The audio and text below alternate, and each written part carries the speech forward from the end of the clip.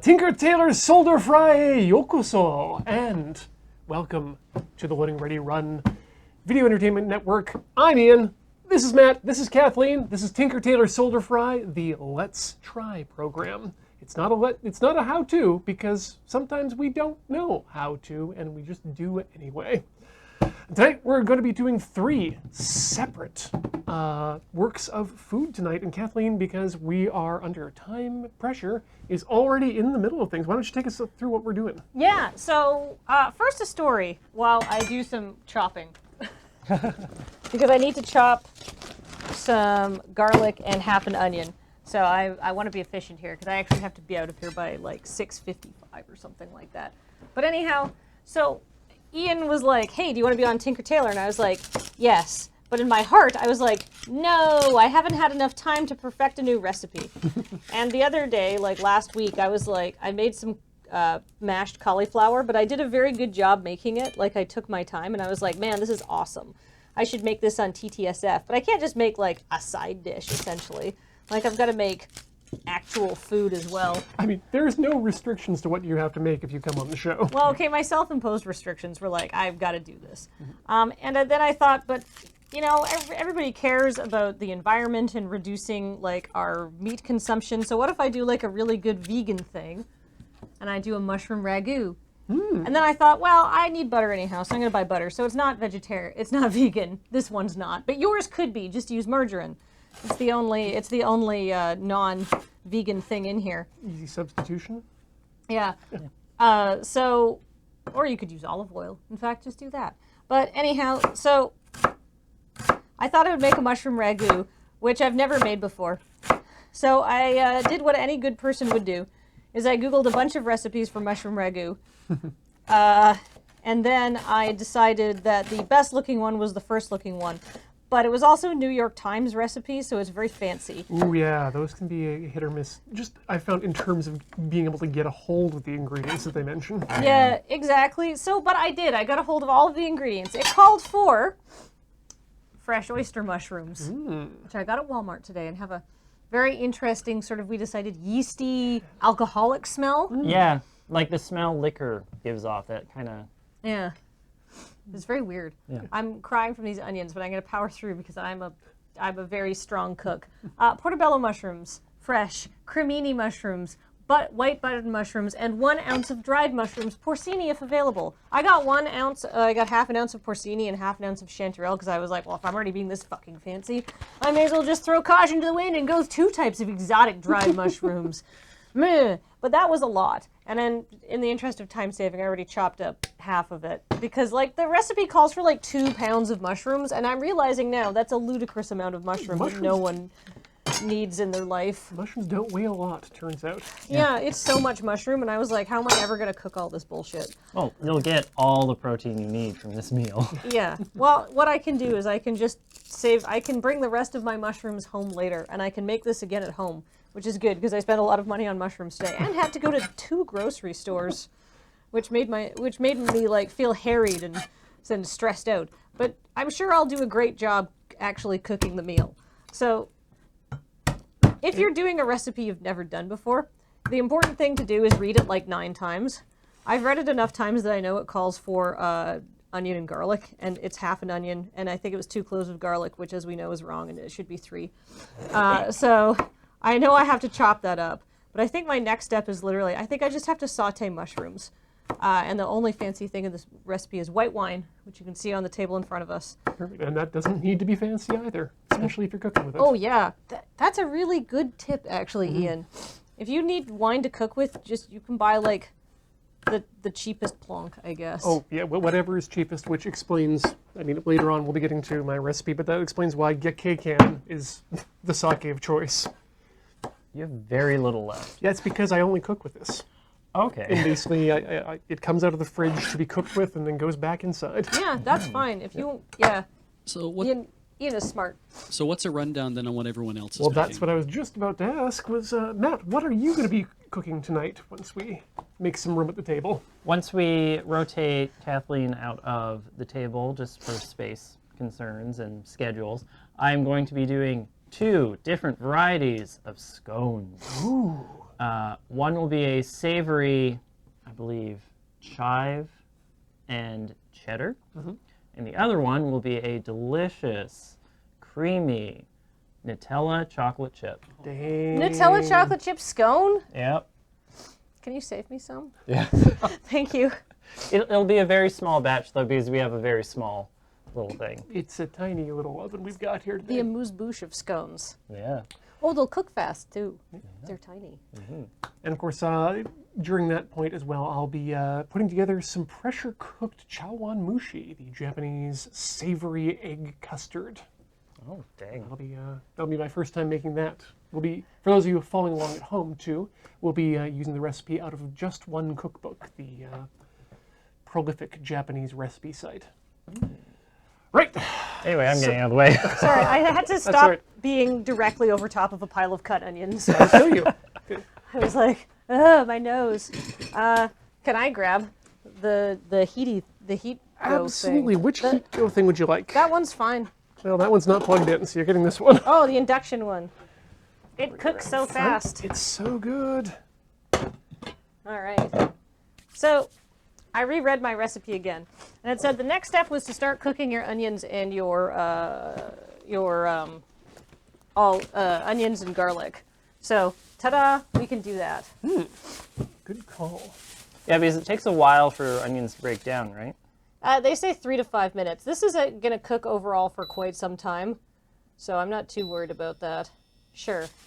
That looks like a temperature. That will take you to, apparently, 150 degrees Celsius. I don't know what that means. I cook like, I'm like, I don't know, is this like a 3 or a 7, right? What we're saying is it's going to get hot. It's above Okay. it's medium. So like a 5? Yeah, let's call it a 5. That's fine, I'm working with butter. How much butter should I put in? I put a lot. More better. A triangle. It's butter anarchy here. Look at this like weird lump I just cut off. I was like, I've got a butter parallelogram now, or a call it a- tanagram. About a quarter? That's probably, yeah, it's probably about a quarter of a cup. You could only make that more chaotic as a butter cut if you're using a fork and just like going like at it with the fork. I've been known to go at things with forks before. Actually, while you're taking your time there, I'm going to grab this other cutting board Oh yes. Start your prep. and start something that's going to take a few minutes. I'm going to cut some fancy designs out of these carrots. Oh my gosh, really? Yeah. Adorable. I've never done that before either. I bet it's going to be way more of a pain in the ass than you think. Oh, I think it's going to be terrible. Wait, do you have like a press cutter, or are you just going to like do it freehand? Freehand. Oh, I've done that before to make Penelope's life better, and she's always like, I still don't want to eat fucking carrots. And I'm like, my hands. Well, first off, I'm going to need to peel this, and I didn't bring a peeler, which was smart of me. I might Oh, have the new something that works. emotes. I don't know. I mean, if need be, I can probably just... Would anything on here help? No, that okay. will make the wrong kind of Perfect. carrot. So I know Ian and I talked about this a lot, but you don't want to put fat into a cold pan. You want to put your fat into a hot pan, because like otherwise then it's just. It's a lot like shaving in that respect. You want to open Oh, the whoops. pores of the metal. I just effed it. I wasn't supposed to add the garlic right away. I wasn't paying attention. Now that's... I like the scale of like cooking crimes. That's not the worst. Yeah. Yeah, you're just gonna have to add more garlic later to balance it out. It just means I'll have to be careful not to burn my garlic.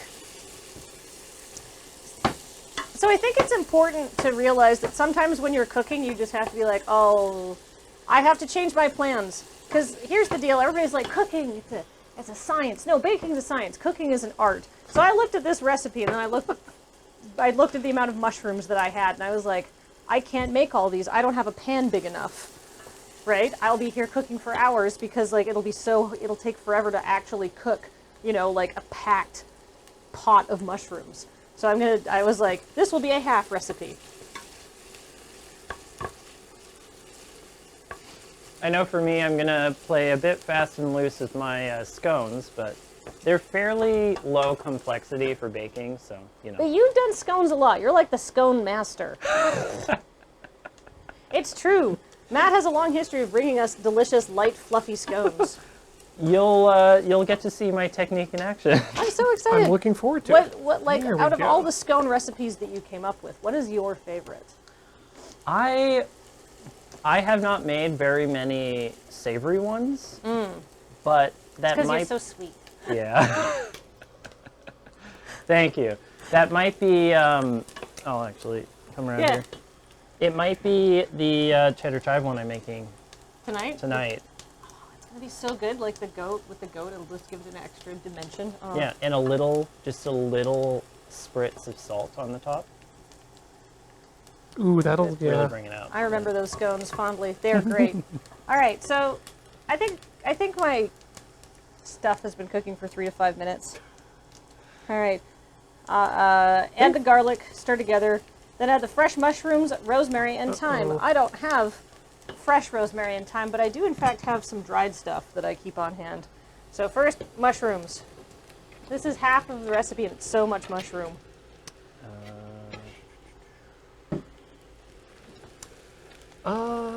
Let's see. At Sol 10, I am currently attempting to turn this carrot Oh, into thank you, Matt. a flower shape. How much does it say to add? It's not Enough. going to be great, but it'll be fine. It says to add 1 teaspoon dried, 2 teaspoons chopped fresh thyme. So I'm going to assume it's 1 teaspoon dried of each. Can always add more. Yeah. This one is not open yet. Oh, I actually have fresh rosemary in my garden. I'm an idiot. That's fine. I was like, I'm going to put this in my bag just in case I forget to grab it on my way out of the house. You're saving the good stuff for Penelope. That's true. Note my Great Value brand. Great Value! That's the Walmart house brand. Mm-hmm. All right. So it said add all that stuff together. And it's already smelling really good. Do, do, do, do, do. Okay. Oops. Cook until the mushrooms begin to sweat. Wait, and turn up the heat slightly. Turn up the heat slightly. Cook until the mushrooms begin to sweat. Then add a generous pinch of salt. Oh, I'm so here for a generous pinch of salt. That is beginning to smell wonderful. Yeah.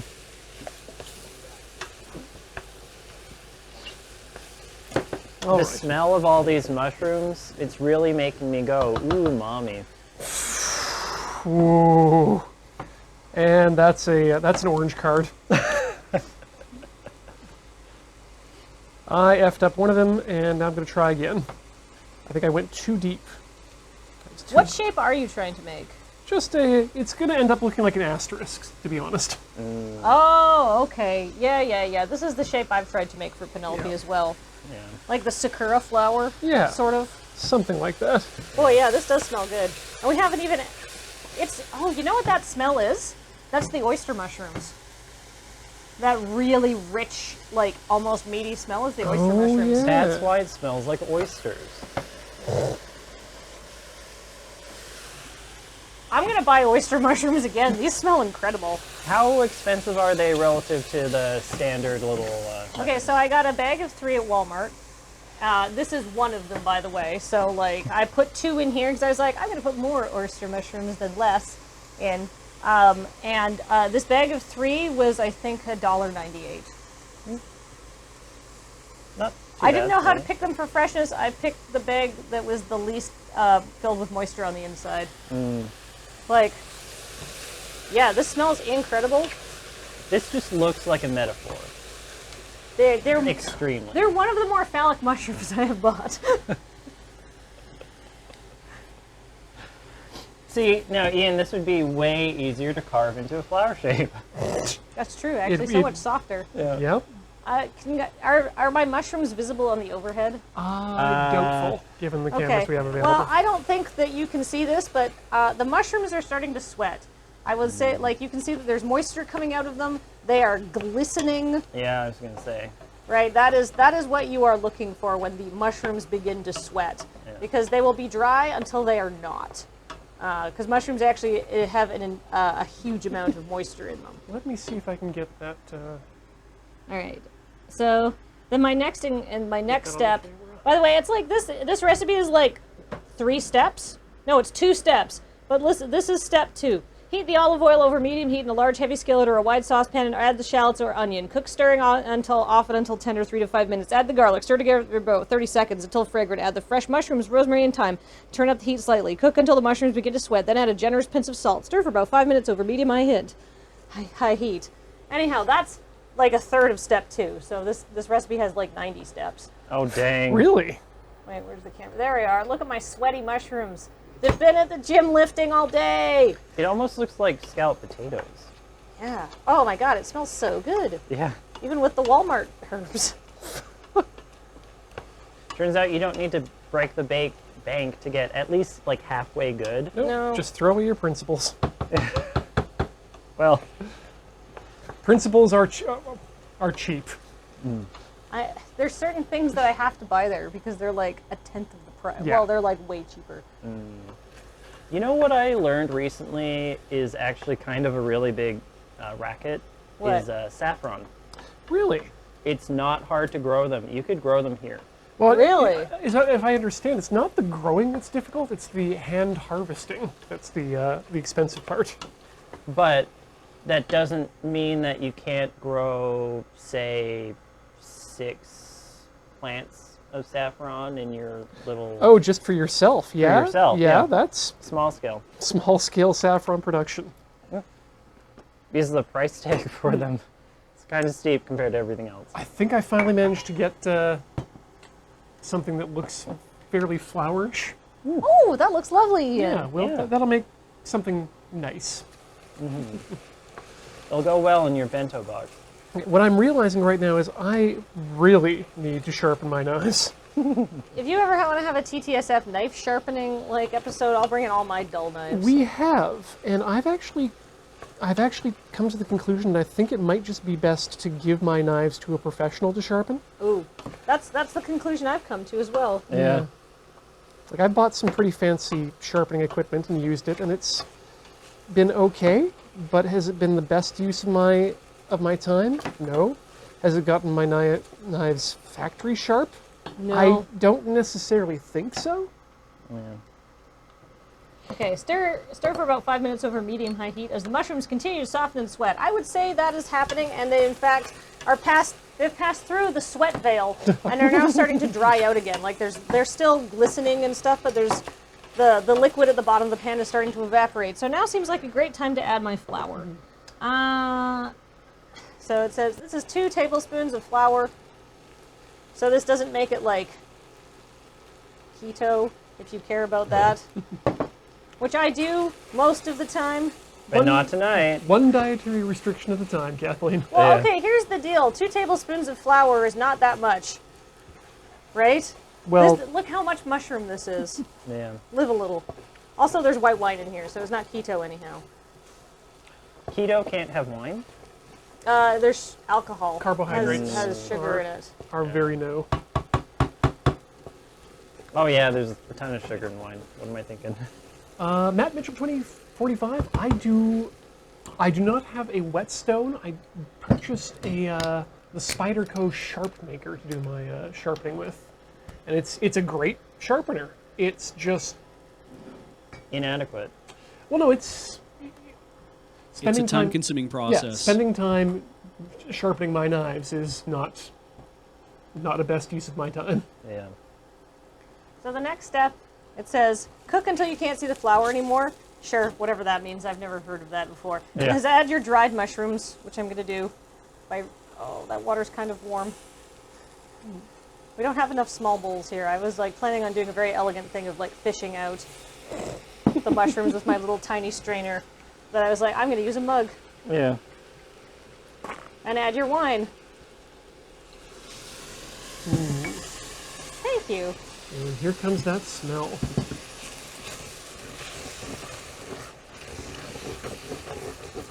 Yeah, you really have to make sure that it doesn't bake onto the pot. It seems like it's really easy to do that with. It's really easy to do it with the induction cooktop. It gets really hot. I might pull that down a bit. Oh, it said turn up the heat to high at this point. Oh, okay. Well, So I'm leaving it. I'll turn it down when I do the next part. Yeah. All right. Let's see.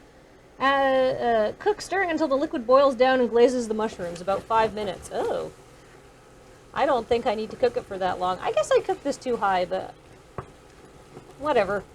Look at all this like great brown stuff that's at the bottom. That's going to be incredible. That's going to be Kind of flavor. caramelizing a bit. Once you can, if you can deglaze that. I will be, yes. All right. So then, what do I do? Domomaro, we are making right now a Stir in the mushroom soaking liquid. mushroom ragu. Mushroom soaking liquid. So that's I soaked my porcini mushrooms in 1 cup of warm water before we started, and soaked them until, the recipe said 30 minutes, the package said 20 minutes, and I went, well, until we're actually, it's been about 20 minutes since I started that, so hey, everything works out. A convenient amount of time. Yes, exactly. That's what we're going for. I'm stirring with commitment here because what I want to do is deglaze as much of this as possible while there's liquid in my pan. Yeah. Get that fond off. Like That's flavor. at least from the overhead, it almost looks like an apple crumble kind of thing. Oh, like, yeah. Like slices and brown sugar. All right, let's see. Cook until the mushrooms are thoroughly tender and fragrant and the surrounding broth is thick, about 10 to 15 minutes. I don't know about if it's going to take that long. Yeah, it's Can everything's you pass me a spoon, Matt? fairly Yes. fragrant and glistening right now. I mean, I could add... I don't want to add more water because it wouldn't be flavor.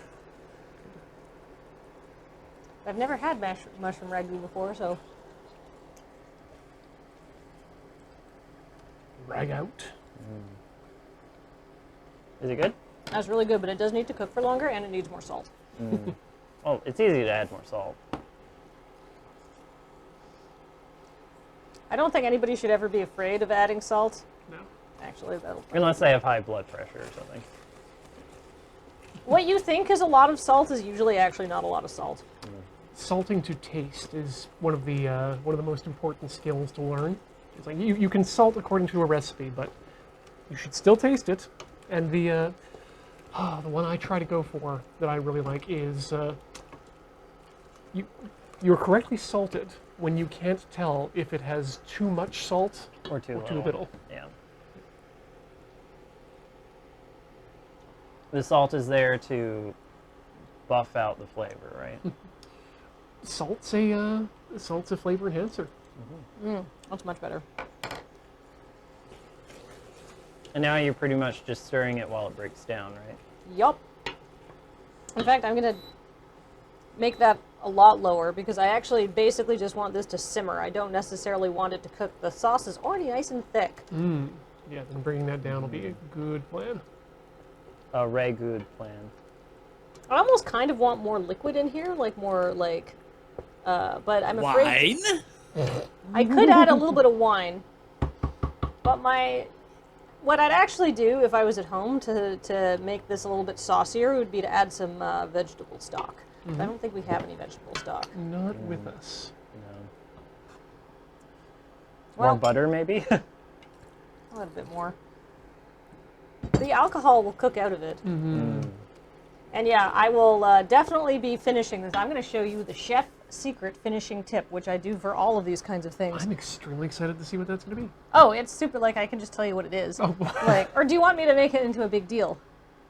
Is it worth making a big deal of? No. Well, then just tell me. Okay, Go like, for it. like, everybody's like, oh, restaurant food is so rich and so thick and so creamy and so good and so flavorful. It's because after they take whatever sauce or thing that you're taking out, like any kind of like grain, they just take a pat of butter and they stir it in real quick and they serve it to you. So it's got extra butter.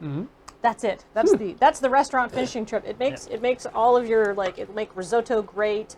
It'll make quinoa delicious. I'm gonna add some to this just to make it extra rich. Ooh. Turns out the thing people like a lot in terms of flavor is fat and salt, which Yes. is butter, pretty much. For good results, also try mascarpone. I think that might work for like a dairy-based sauce or something. Yeah, I've taken to just adding and using cream. Oh yeah, cream is legit. Like half and half, or? No, I like go straight to the full whipping or more if I can. Find that milk fat percentage and go for the highest one. I have heard that it is usually not necessary to go out of your way to buy buttercream for something.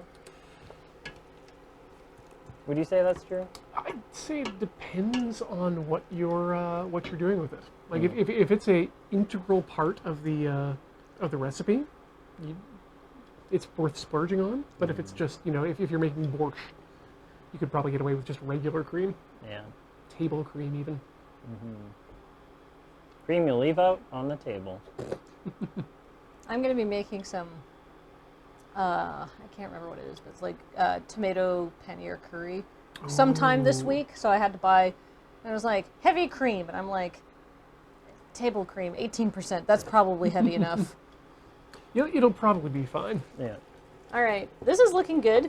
It's tasting actually quite delicious. This tastes like restaurant food, and I mean that in like the best kind of ways, and it's very rich. And it's got a little bit of alcohol flavor to it.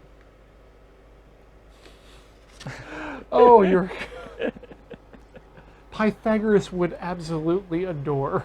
Well, why cut a small piece, weird, normal cube of butter when I could cut a big, cut a big fun cube of butter that will melt faster because it has got more surface area. You're not wrong. Wedges are the way to go.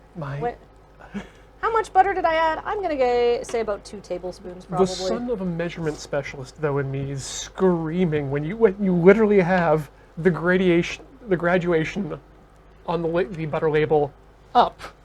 Yeah. I mean, at least you took the big cuts out of the 1 cup side, so that's. Oh yeah, like so I don't know if you can really tell by getting the overhead, but now that I've added the butter, it just looks Look at that. It's glistening a lot more. It's way like the texture has changed a little bit. That's gonna stick to your ribs. Yes, this is going to be very rich, which is cool because it's like this is a dinner. Think of this as a meat substitute. Now, Serve this on polenta. Serve this on mashed cauliflower. I was just about to ask if you put this on pasta or what you do with it. Like I would personally put this on a very chunky, thick pasta. Yeah. Yeah. You could put this. You could stir this into a risotto. Actually, I'll just turn that off. All right. I think you would probably want to add more salt to yours, Ian. But it's done. Do you want to try some? I would absolutely love to try a bit of this. Oh, I was going to reheat some cauliflower, and I didn't bother. I will get spoons. That's all right. Thank you, Matt. Yeah. Wow, that was amazingly quick. I'd never done that before. And you just whipped that together. You talk a lot about your ability to just whip things up in the kitchen with whatever you've got handy. Well, here's the secret to speedy cooking. Is notice I had all of my ingredients, like I'd read my recipe 9 times, so I knew exactly what all my ingredients were, and I knew what steps they went in. And I had pre-chopped the mushrooms, but I did that. That only took like 5 minutes. Yeah. So I'd say this is not too much of a fidgety sort of recipe. But the important thing is, if you're wanting to make something quickly, spend an extra 5 minutes reading the recipe and laying out your ingredients, because then that will make the cooking so much faster and so much less stressful. Something I didn't do is read the recipe too many times. Hey, you, go away. Shh. I'd like to have one little medallion of mushroom as well. I didn't cook them till they were like really cooked down and slimy. No, they still have that good sponginess. I It's like got spongy. Enough of a tooth of it to still be nice. Al dente. What do you think? More salt though? If anything, I could use I could use just the slightest bit of cracked pepper. Oh yeah, we can do that. But other than that, that's fantastic. Oh my god. There you go. The recipe also calls for like fresh parsley to be added at this point, to which I said, I hate parsley. No. Well, I brought cilantro, but I wouldn't add that to this. I like cilantro so much. What if you mixed in like kale? Oh, this would be really good with like a kale, I think. Yeah. But I think it does need more salt. It's just because it keeps thinking that there's a pan on here. Yeah. All right, that's it. I'm done. That's my recipe. Now I'm going to provide moral support and assistance. Wow. Yeah, I'm going to try that one. Now that you've got the salt extra in salt. there. And I'm going to give it a quick hit of the pepper, too. Just to confirm my suspicions. Ooh, yes. Yeah, there's a bit more zing to it now. So anyhow, if you like mushrooms, or if you want to impress somebody who doesn't like meat, you should make them this. Ooh. Just tell them it's pork, and then when they start eating it, you'll be like, huh. Nope, you've nailed it right now. What, with the salt level and The stuff? salt level is great, and if that was freshly cracked, that would be perfection. The New York Times, not a bad recipe place. All right, You can trust them. how about I start cleaning all my stuff up, and Actually, I'm going to say we're at the top of the hour right now, which is What a when good we time would to take a break. normally be taking breaks. So we're going to take a break there while we clean up and swap out for the next round of Tinker Tailor's Soldier Fry. We'll be doing scones. Don't go away. yay! More cooking after this.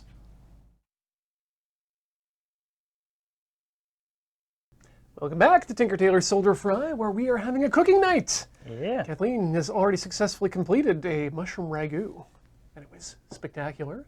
And now we're going to move on to Matt, which you were putting. Well, run us through what you're putting together. Scones. Scones. I have bowls. I have a cutting board. I have sugar, chocolate, flour. I have goat milk, goat butter, and goat cheese because I have to be on brand every single moment of my life. I'm noticing a theme here. This is the millennials' curse. Is what you have. Yeah. Do you have goat eggs? I wish. He's got Ben's eggs. I wish I could hatch a goat, but we're not going to do that today. We have brown eggs, 6 of them. I only need 1, and other things. So, number 1, preheat our little tiny stove to about 400. It is in heatening. Yep, good. Okay.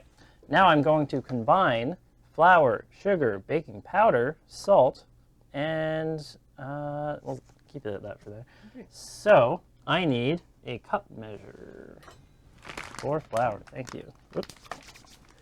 And while you're taking care of that, I'm going to begin prepping my ingredients for the Chawan Mushi. All right.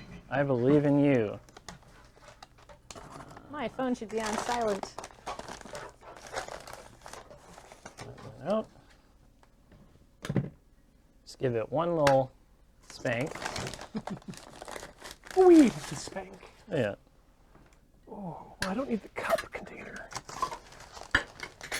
So I'll put my carrot flowers in there for storage right now. If you do this again, are you going to do a octothorpe as the shape? Perhaps. I think you'd need to get like a specialty like die cut for that. I think that would make things a lot easier. What I will do is I will trim the ends of my cilantro, which is something you'll need if you don't have mitsuba nearby. I need a ½ cup sugar. I'm using plantation raw, natural, just because, whatever. Because not? you like it? I Do figure. you think it changes the taste profile? I think it changes the taste a little bit. Also, it's So I think slightly less like manufactured, so that might be better. So that's a quarter cup because the ½ cup measure is wet because I used it. So I didn't want the sugar to stick to the. There we are. It's also coarser, and I find that's easier to keep track of. Interesting. But that's just how I go. I guess like was plantation-y, it's got molasses in it? Yeah. A little bit. That's why it's kind of taupey, right? I think this is just going to be the end of this. Not quite. It's fine to have a little extra sugar. People like sugar. I am impressed with your restraint. I would have just dumped the bag upside down. No! I mean, I'm going to do it. Baking powder, 5 TSP. So, tablespoon? Teaspoon? TSP. TSP? Yes. Teaspoon. Teaspoon. 1. That didn't actually go. Okay. And 2. And 3. Today we are counting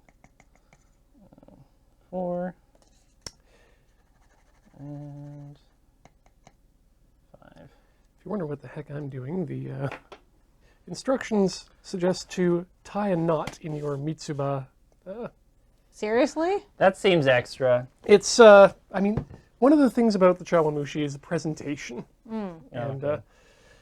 cilantro That's why you're is, cutting shapes in your carrots. Yeah, Yeah. cilantro's not great at being able to be tied into. It's not usually its Shapes. purpose. No. Thank you. This says a half teaspoon. This is a half teaspoon. I mean, I'm measuring it here so that it looks like I have a standardized way of doing this, but usually I just kind of pour a little divot in my hand and then go Wait, right actually- in there. I was going to say, pour it into your hand and then people will know what a half teaspoon looks like.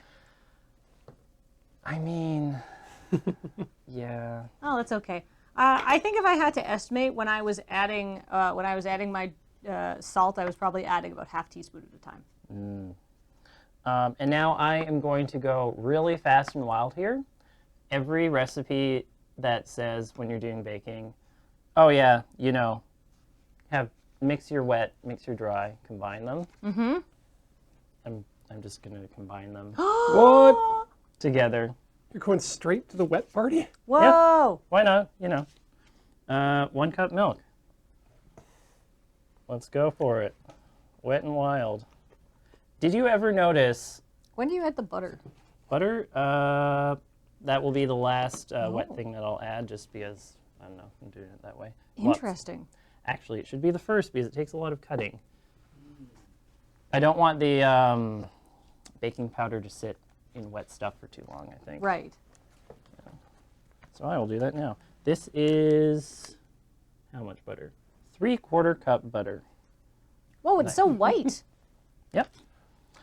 One thing about goat butter that is different from cow butter, at least I noticed, is that it actually does start to go off a bit. Like really? mold will show up on it, Wow. on the surface. I mean, that will happen with cow butter eventually. It might be, yeah, eventually. Like, it's not days of time, it's weeks of time for this. It might be because this is also unsalted. Okay. So Interesting. that's about that much. Yeah, even in my butter bell, if given enough time, the butter will That's yeah, become moldy. It'll take on colors. yeah.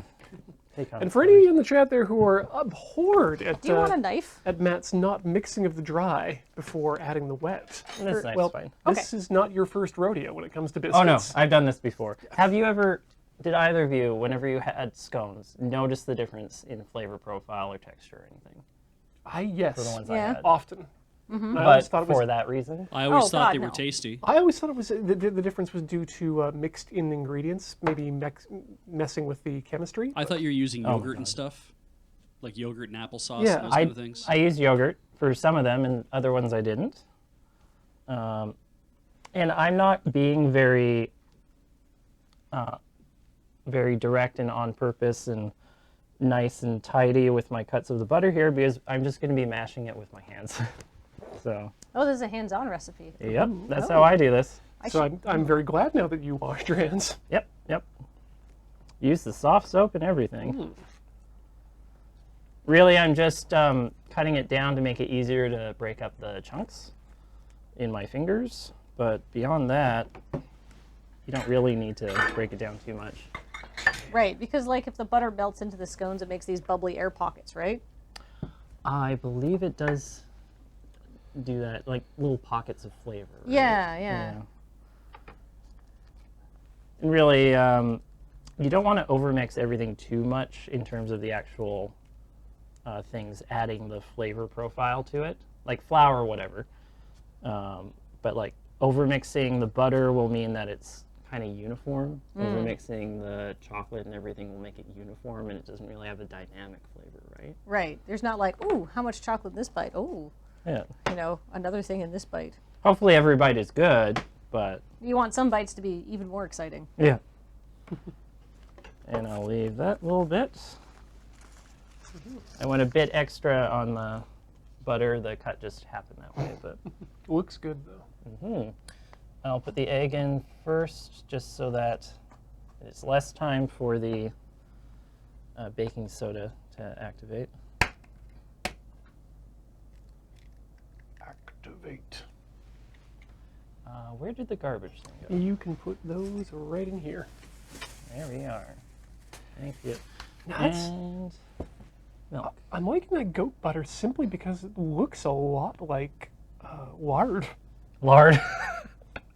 I mean, butter and lard are pretty much the same thing, right? I mean, they both do come from inside the animal, just at different places and times. They're both fats. Look, flour and mixing plaster look the same too, but I wouldn't substitute each in a meal. Whatever, it's fine. You know, fast and loose, right? That's how we're playing. I'm putting out some flour right now on the cutting board while my hands are not. Sorry about No, that there. just happens. While my hands are not disgustingly covered in everything to flatten that out, but also so that. But also, let me make some space there. Oh, for yes, thank you. visibility. Actually, yeah, you can pretty much take all the stuff I've already used off. To coat my hands in flour. Oh, so your hands will get less like worked up in the dough. To an extent. It's not a perfect system, but to an extent. But if I was kneading bread dough, that would be like a top tip. Yeah, yeah. I learned it partway through my history of making scones and things.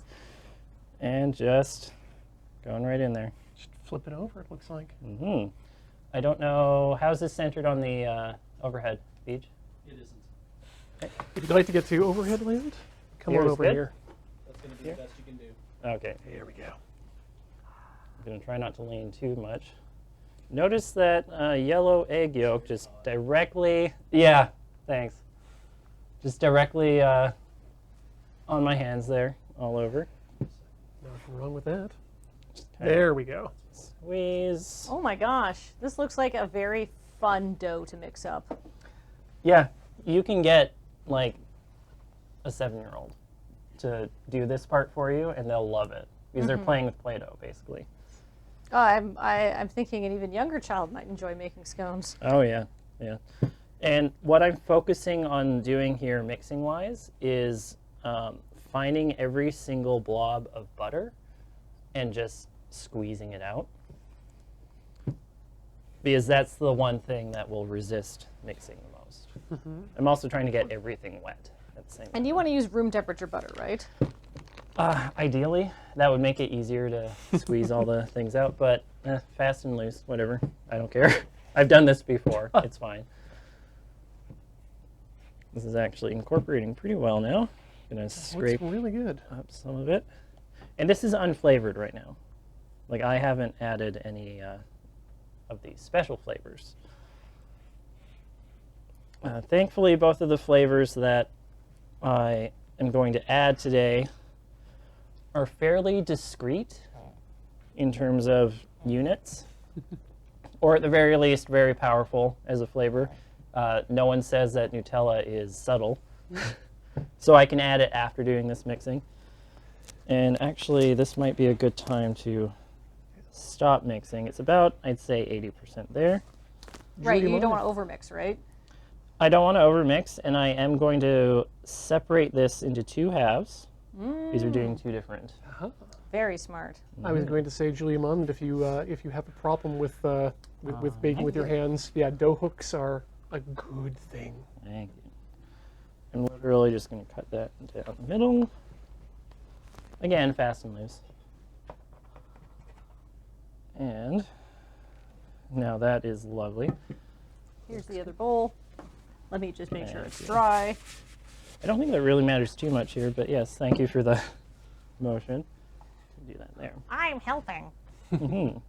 Now, I probably should have told you to do this before. Could we Grate some cheese? grate some cheese? Hell yeah. How much cheese you want? For the full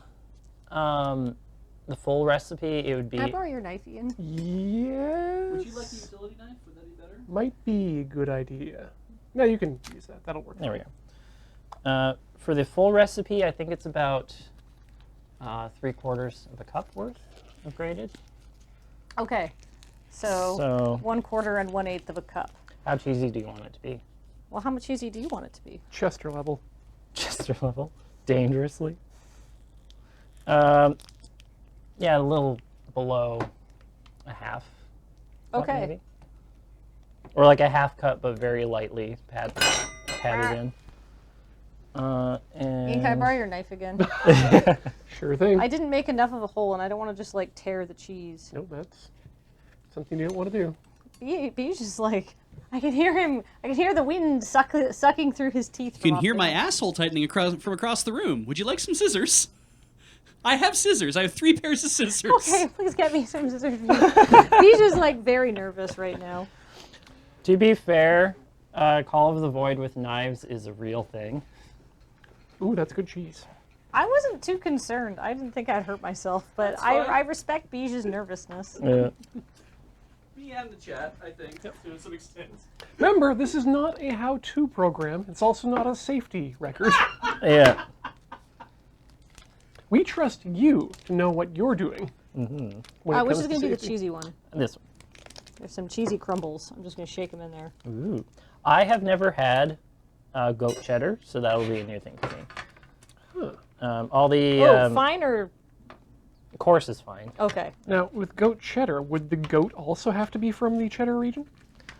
I did not know cheddar was a region. Yes.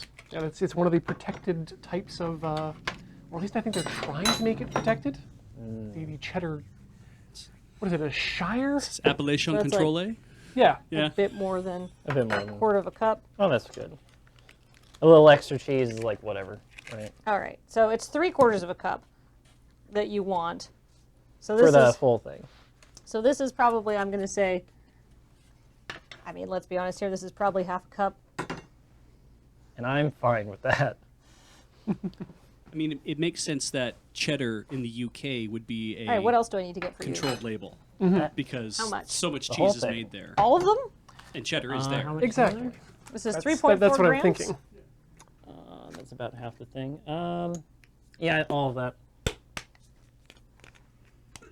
It asks for a lot, honestly. I think Serious? No. may as well. Fast and Call the loose. void with chives. Yeah. Oh, do we have a couple small bowls handy? Not really. No. We have mugs.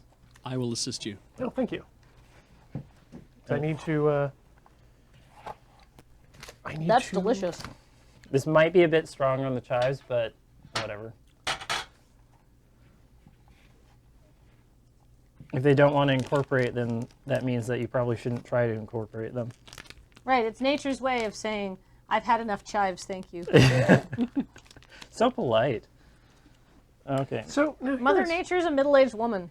here's a question She'll I get have. you, I but have for like you, Matt. subtly. Yep. Why dried chives as opposed to fresh?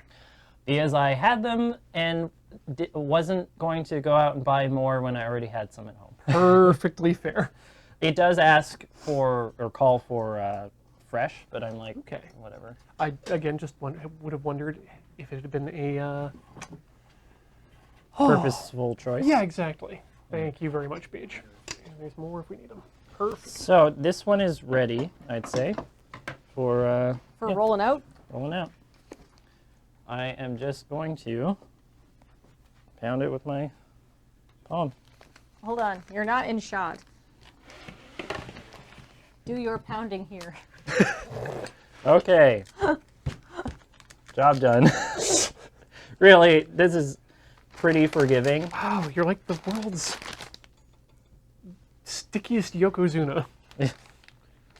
I understand that reference completely, Ian.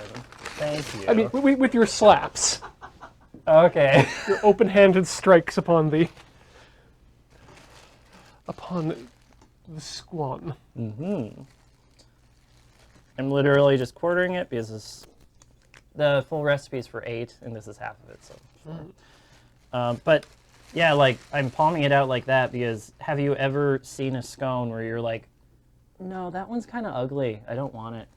No, that's the point of a scone. Yeah. We have a little extra cheddar and chives here, so I'm just gonna maybe sprinkle a bit on top to give it a bit more power on the top. Powerful food. Yeah, maybe press them in a little. And salt. This is the part I usually forget, is adding just a little bit. Actually, my hands are covered in everything if you want to add just like Some sprinkling.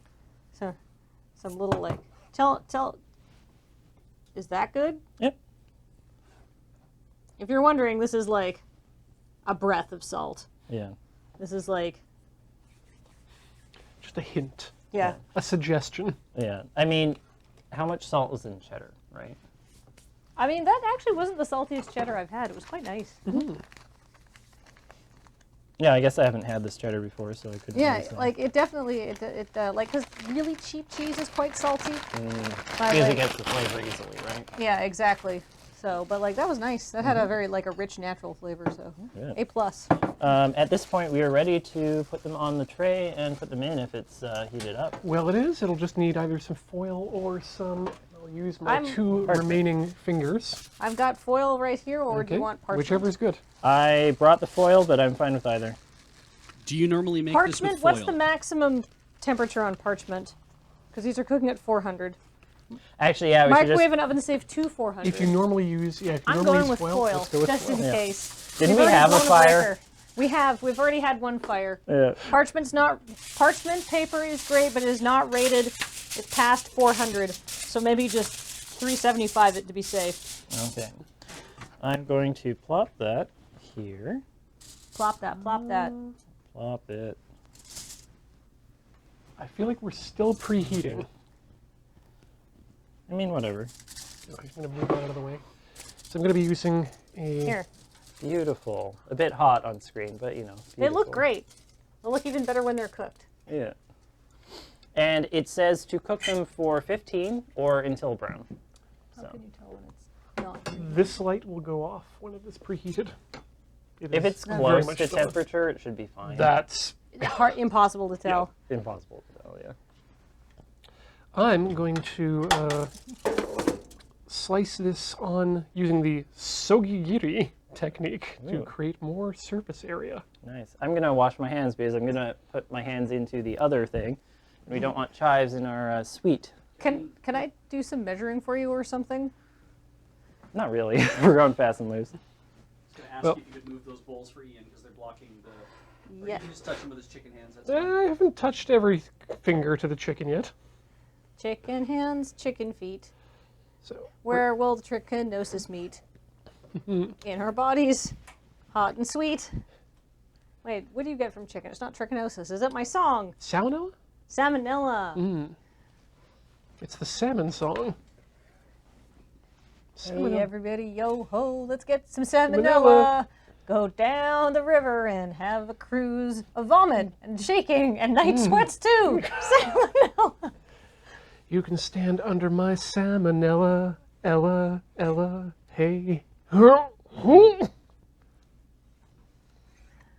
we're just making nice, tiny bite-sized pieces of chicken for the, so it'll cook nice and quickly in the steaming and be tender and delicious in the mouth. But here comes the trick. Would you... So is this chicken thigh or chicken breast? Chicken thigh. Now, Ian, what's the difference, do you think, between chicken thigh and chicken breast, aside from price?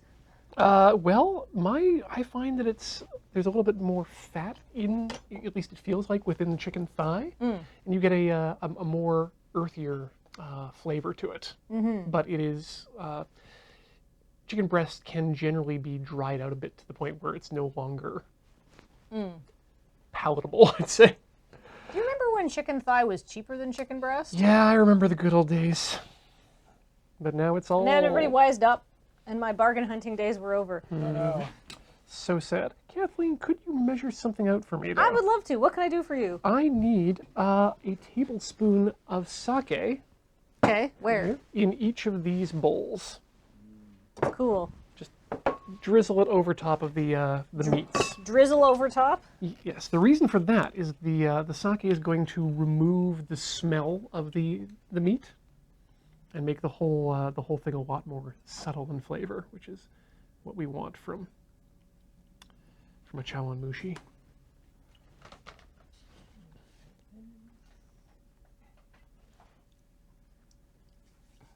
All right, and we'll just leave those as is for now. Okay.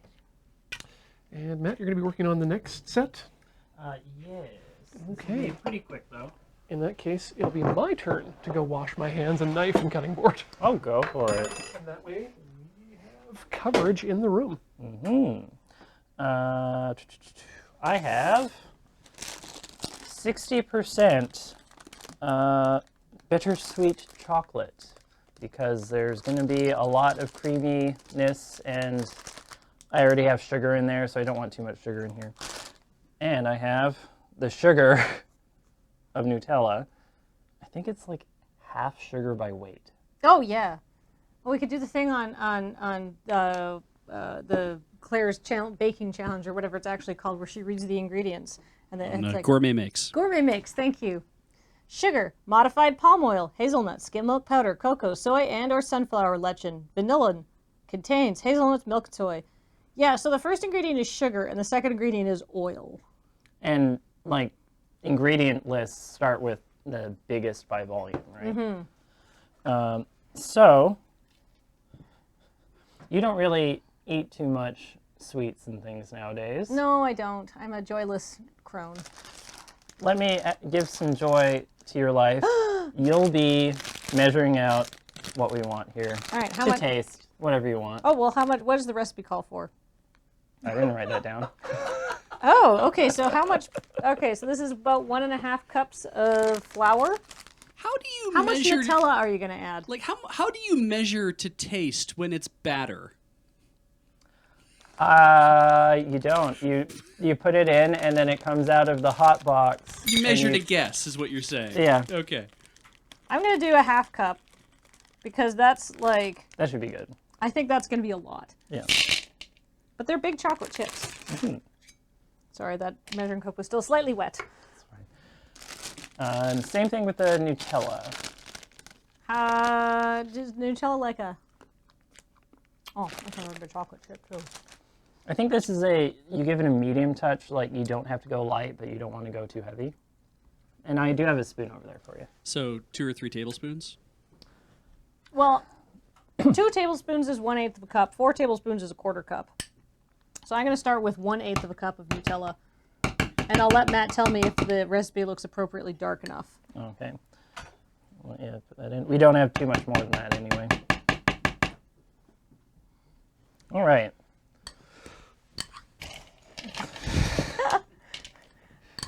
Oh, I didn't coat my hands. Oh no! Oh well, they'll be chocolatey. That's fine. I'm fine with that. The thing about chocolate chips, though, when throwing them into a thing, is that you can tell how many are in there by the texture. Really? I mean, they're solid little chunks, right? That's true. So you can kind of tell if you have too many or too few. So you don't mean like you can get an accurate count by using your hands. What you mean is just knowing that you have too many or too few. You feel it out, right? I thought you were going to Rain Man this stuff all of a sudden and be like, I have 700 chocolate chips in here. 693, actually. 2 of them, like a few of them melted, so. Yeah. Do you want any more flour on your cutting board? Slightly bit more. Sure. Let me also brush away these cheesy chivy bits. I think a bit more Nutella would be good. Okay. This isn't actually altering the color palette too much. So like that much again, do you think? That should be fine, yeah.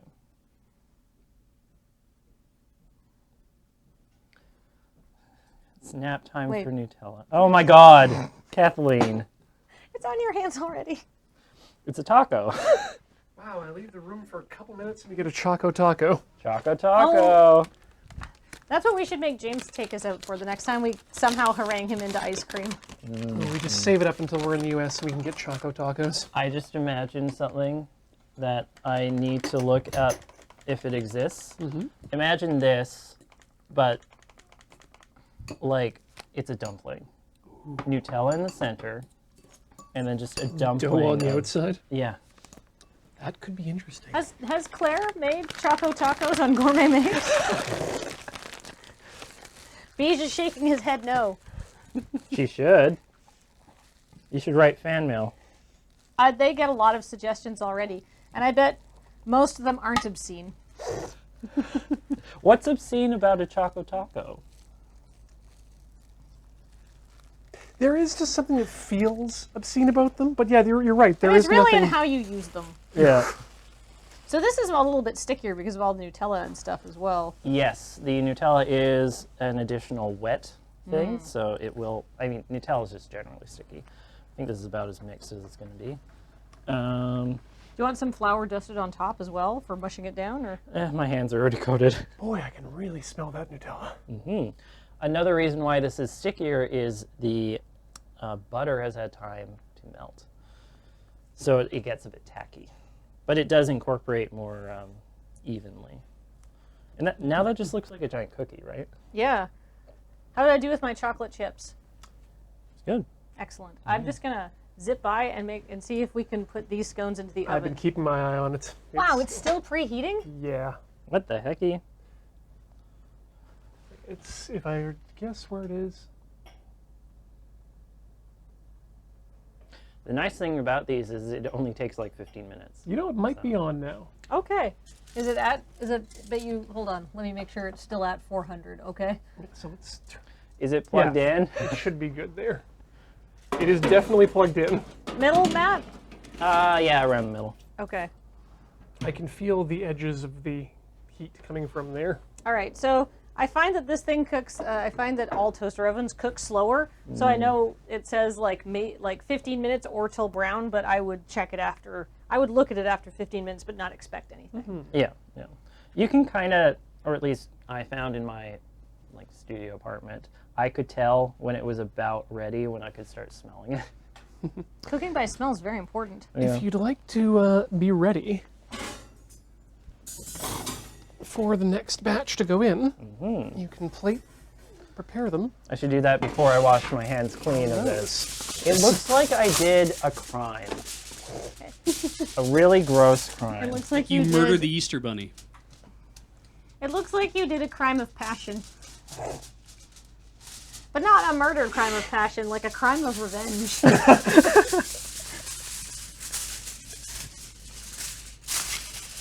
My hands hold secrets I will never tell. Okay. And if you're using tin foil or whatever, you don't need to oil it up or anything. It's just fine to go on there. I guess there's enough like fat in the actual thing. Also, I put flour on the bottom of this so it coats the bottom. Ah. Smirt. Smirt. If you would like to add just a couple extra chocolate chips. Can I also add a couple extra grains of salt? Salt and chocolate goes well together. It does. Go for it. To taste. Oh, you know. Kathleen. Please, kosher it up. Oh, that flaky salt. Which is not as salty as some salts. So it's perfect for if you want to do your sweet and salty scone thing. That's extra what you have right there, Ian. My salt cellar. Look, I am a very hardcore Alton Brown stan. Yes, like if I ask Ian anything, he's always like, "Oh, definitely." So what do? Do I just put the chocolate chips on top? Do I make them stand up? Do I arrange them into decoration? Go where your heart leads you. Because this isn't part of the recipe. I'm just like, yeah, why not? A little extra chocolate on top. I'm gonna see if I can do some sort of three-dimensional improbable chocolate thing. Ooh. In the meantime, I'm going to wash my crime hands. Please do. But while that happens, I guess I will continue on with the Chawan Mushi, because the next step is actually we're going to put stuff in cups. Oh, how exciting! Well, actually, before we do that, we've gathered the ingredients. We've cut the chicken into thighs into slanted, smaller bite-sized pieces. We've put the chicken pieces and shrimp into a bowl and added 1 tablespoon of sake to each bowl to remove the smell. We've cut the carrot into 1/4-inch slices or made them look like flowers. We did that, and we were fancy about it. We have cut the ends off our cilantro and made knots in them. Great. We've cut and discarded the bottom end of our mushrooms and sliced them into mushroomy shapes. We're not using fancy mushrooms. We're just going to use the regular stuff. And unfortunately, we have no fish cake because I couldn't find fish cake that wasn't defrosted. So we'll have to go without for that. So the next step is to create the egg mixture, which is the base of this particular dish. And for that, we're going to use a kitchen scale because that's the only way to know for sure how much you've got of something. Ian, I have a kitchen scale. You have a kitchen scale. What do you use your kitchen scale for, aside from this? Almost everything in the kitchen. Because when you're dealing with measuring cups, sure, how much flour is in that cup? Well, presumably you want to tap it and level it. But do you? When you're baking specifically, because it is a science, you want to know exactly how much of each substance you're Right. putting into something. Your flour could be very fluffy, or Yep. it could be very compacted. You want the sifting to happen after you've actually measured it, and so we do the same thing with liquids when we're cooking liquids, solids, just about everything. What I've recently been using it for is pickling, to get a specific brine level, usually about 6% salt, which will mean taking a liter of water and then putting 6 grams in. Or 60 grams, sorry, 1,000 milliliters. 1 gram is 1 milliliter of water. Point being, what we're going to do here is we are going to get 3 eggs, and then we are going to multiply that by 2.5 to get the amount that we need.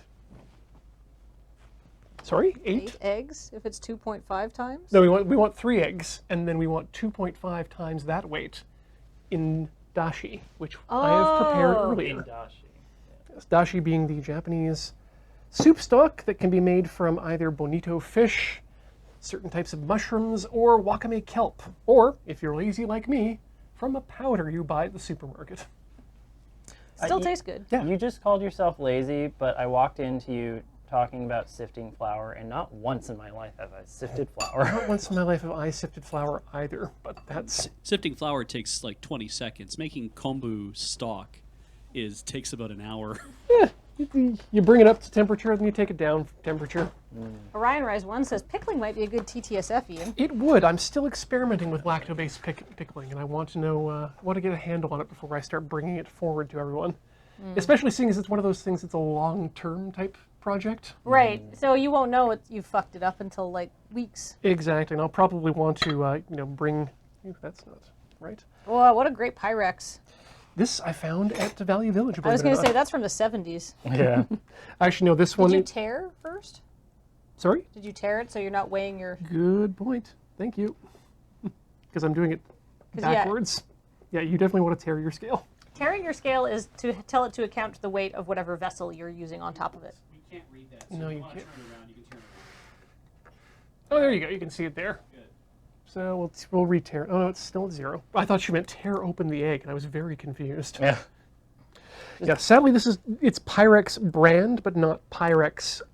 Pyrex? Yeah, it's not actually made from Pyrex. This is just borosilicate. It's the modern Oh.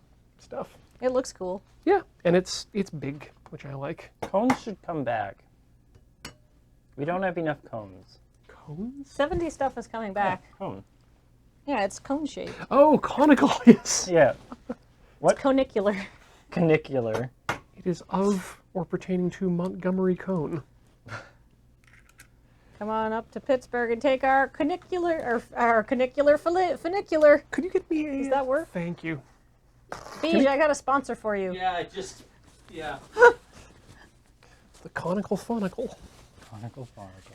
Okay, so that's 172 grams. So let's do math. Oh, they're very close to 60 grams an egg. That's, yeah. What size are those? Standardized. Large? I mean, They're extra large because they were on sale. Oh, okay. So we're going to get 172 times... Are you saying you don't have a passion for very large eggs? We need to add 430 grams Of kombu? of dashi. What measures do you need? Oh boy, you know what? I don't even think we need a measurement actually, because I brewed up... Oh no, we will need a measurement because I brewed up about 500 milliliters last night. Okay, well, hold on, because we know we need to have a 430. What's currently on here? 127? So what we're going to do is we're going to hit this again Exactly. and again to bring it back down to 0. And that's what makes working with kitchen scales so easy. Is that 1, but yeah. Okay. Yeah, 1 is close enough. All right, and we tip. But I heard 1 is not 0. It most definitely is not. All right, 266. 327. Hand of Chaos, add it all. I mean, I would. 417. I think we might actually end up doing that. 423. 431. You know what? Dump it. Chaos reigns. Get it Or- all in there.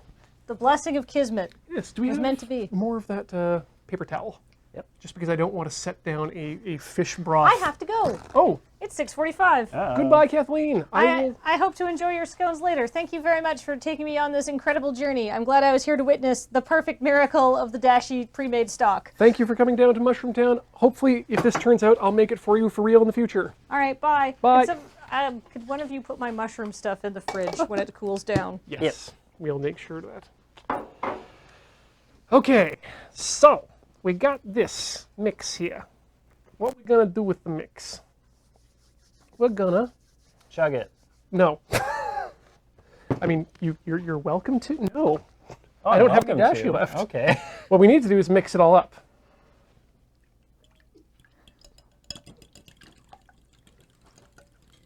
Fine mix.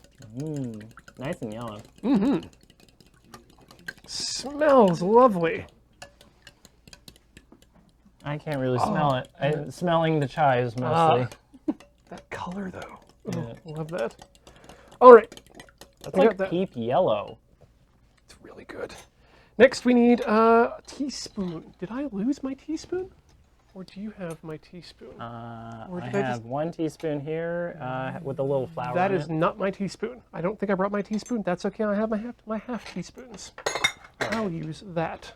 And we're going to add to this mix a teaspoon of mirin and a teaspoon of soy sauce. Could you grab for me the soy sauce on top of the microwave? Will do. Thank you. Ooh, fresh. One. Sorry? Which one? The one that is open. Okay.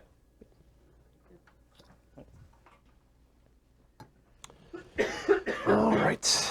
Fresh mirin. Japanese sweet cooking seasoning.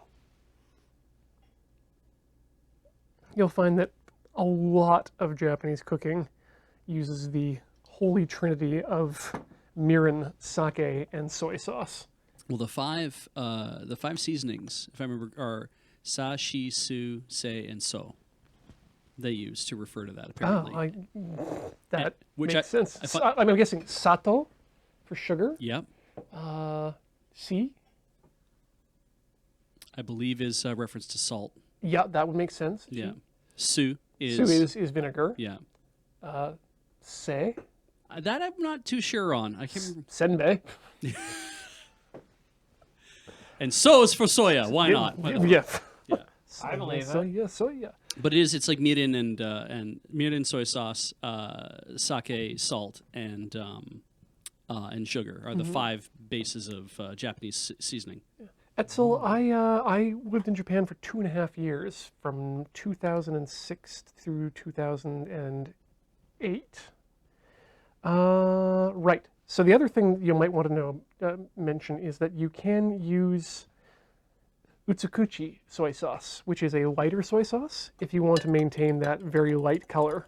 But it looks like it's not going to darken our doors too much. That's still quite nice. Is the color really that important? I mean, it can be, if you want it to be. There we go. Sato, sugar, shio, salt, su, vinegar, seiyu, soy sauce, so, miso. Thank you, Corvus. There we go. All right.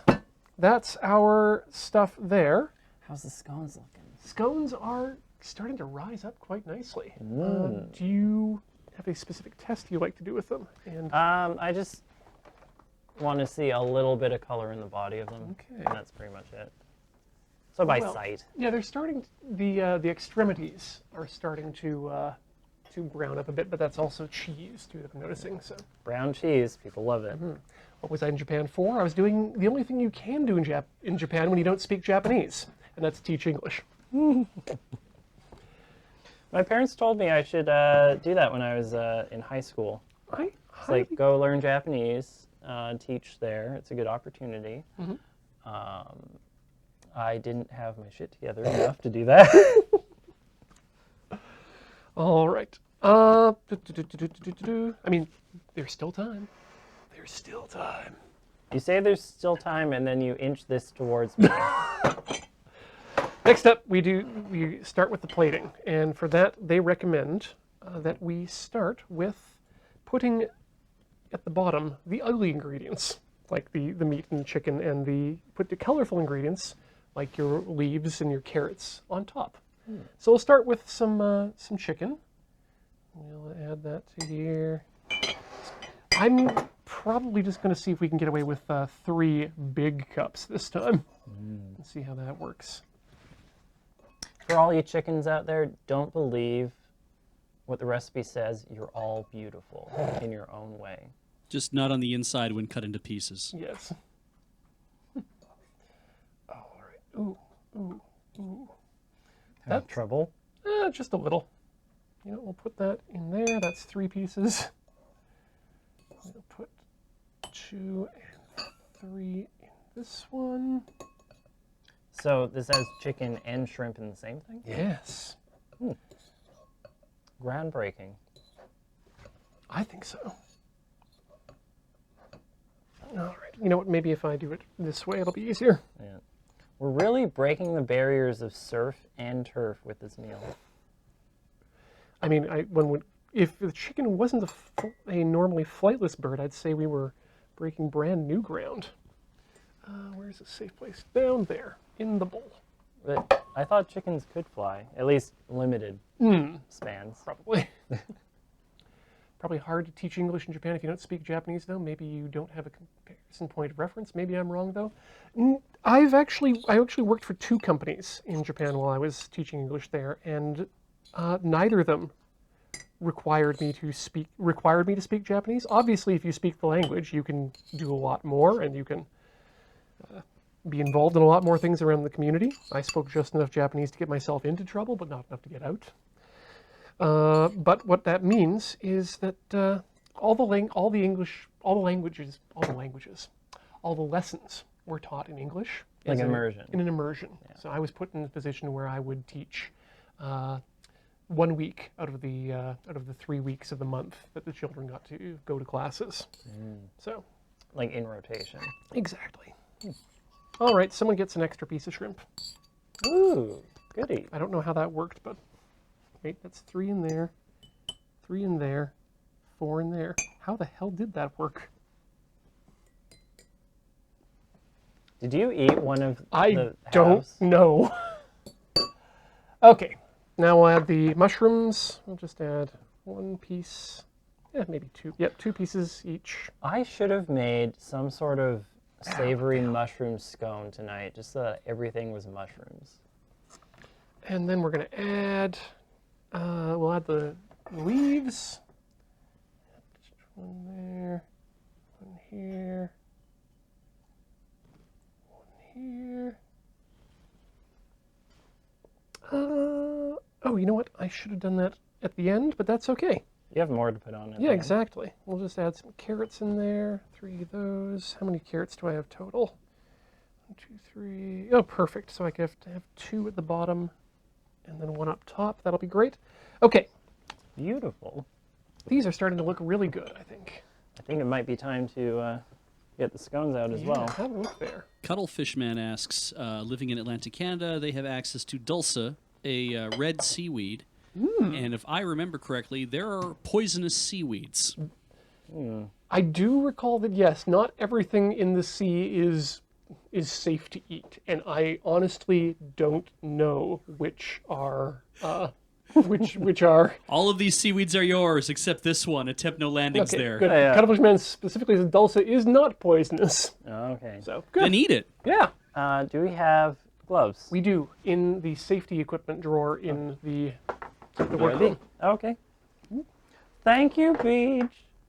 You're such a team player. It's delicious. Just a red seaweed, which is different from green seaweeds, to like kelp biologically. Thank you. Good to know.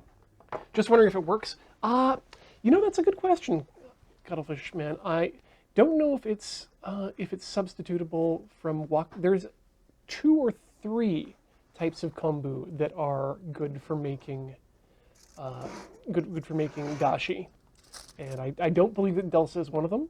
I would though check out Just One Cookbook to have a look. Oh wow, those look. These are actually a Lovely. bit darker than I want them normally to be. If you want to look at the overhead, Those maybe. look fantastic. Do we have a trivet on which to put them? Because please do not set them on the table. I will Yeah, not, no. we have Would some on top of this? Yeah, be on fine? top there is probably Yep. safe. It'll be actually that'll be still warm, probably too warm for it. Put them on this, That makes maybe sense. on the ground. Yeah, Yeah, just right next to my knife there. here we are. Okay. Yeah, check out Just One Cookbook. They have a great article on making dashi from various types of seaweeds, and they will tell you which ones are useful for seaweed dashi making.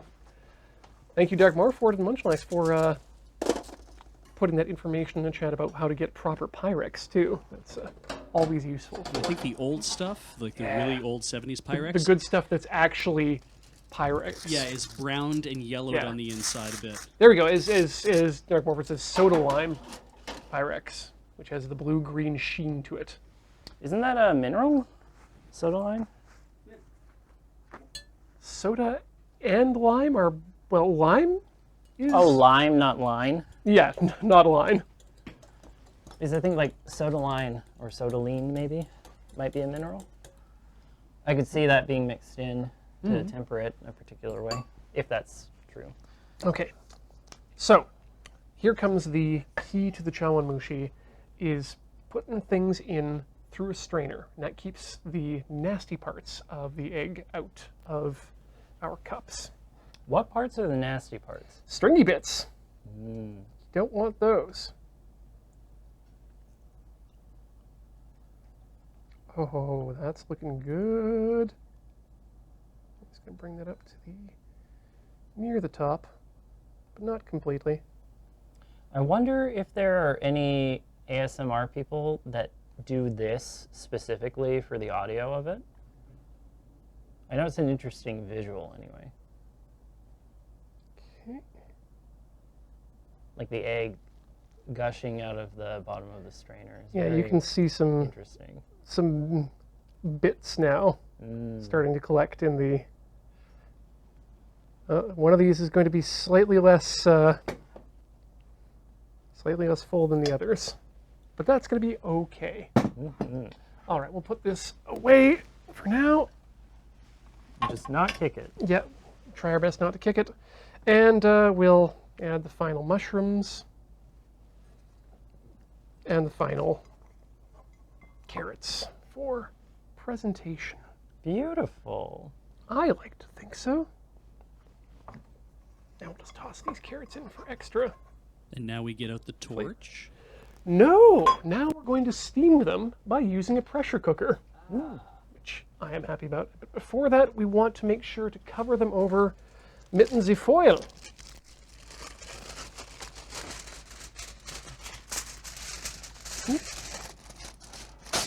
There we go. And then probably again down the middle that way. So that's foily Nap friend. time for egg friend.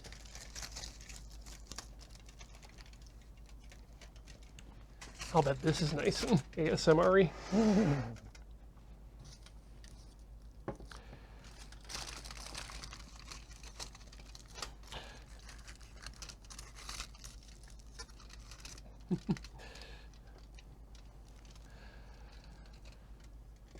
That's two and one more.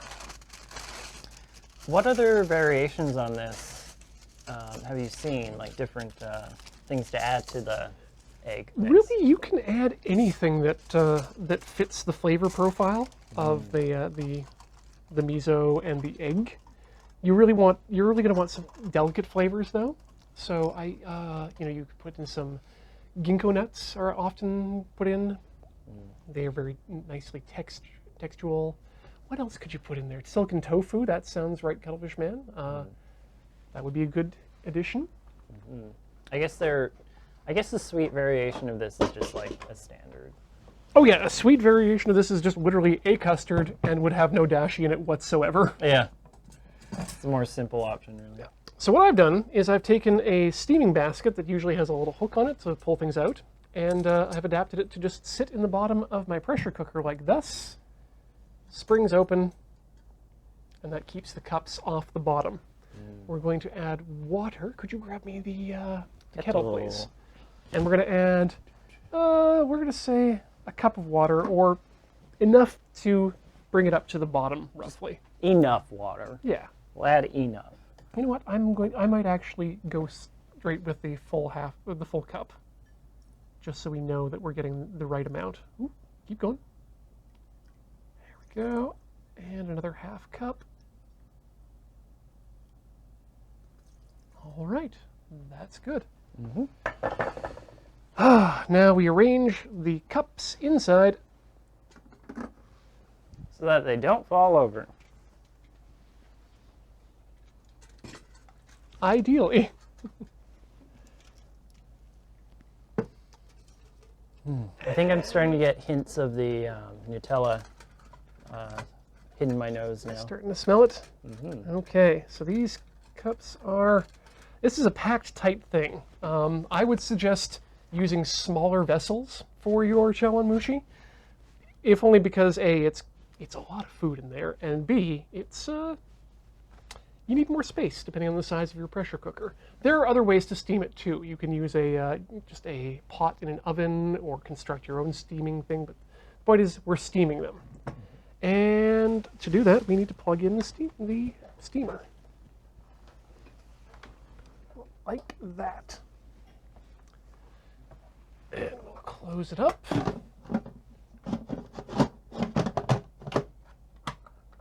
Put it to steam mode, or pressure mode rather. And then we're going to, they're suggesting they want it to 10 minutes to reach optimal temperature, then beat for 0 minutes. So we're going to use the low pressure time for 0 minutes, or in our case, because I can't do 0 minutes on this one, 1 minute. The idea is that it builds pressure, it gets to the point it's supposed to be at, and then then it's like, it's 0, I'm at pressure. It's like, yeah, you've done all the work you've needed to do. Exactly. We don't actually need to do much pressure. The pressure is not what matters, it's the steam. That's literally how I made steamed broccoli in my Instant Pot the other night, was just put it in on pressure cook and then set to 0, and when it was ready, it was like, I'm up to pressure. I'm like, great, you're done. Nice. Lord Husk, do you also have a dented pressure cooker? Mine is dented because it was purchased from a discount shop. Well, okay. Excess Cargo, back in the day. They were new, and then they were not new anymore. Oh yeah, no, Excess Cargo went away very quickly. I still have a trumpet that I bought from them for $15 whole. And I'm sure you're very, very good at playing that $15 trumpet. I'm better than someone who's never played trumpet before, simply because the fingering is the same for a euphonium as it is for a trumpet, just in different keys. And I do have a partial trumpet embouchure. Are they not both B-flat instruments? No, they're most definitely not. What's a euphonium? Oh, the euphonium is actually concert C. No shit. Yeah. Oh, I didn't realize that. Which was great, because it meant everything I play is in concert C. Oh, fair enough. That's why I dislike every other instrument.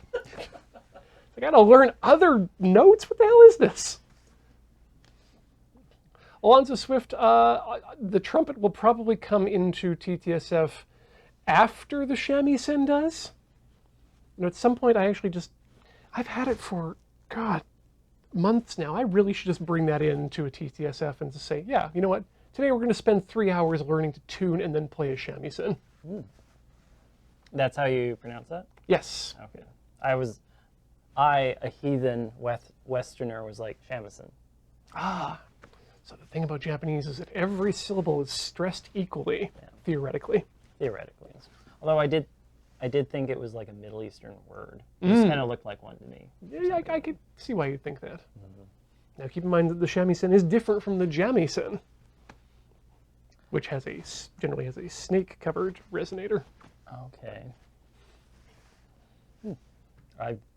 Never heard of a Jamison. Neither had I until I started studying Japanese history. They're not exactly a usual thing. Was Hibiki euphonium realistic?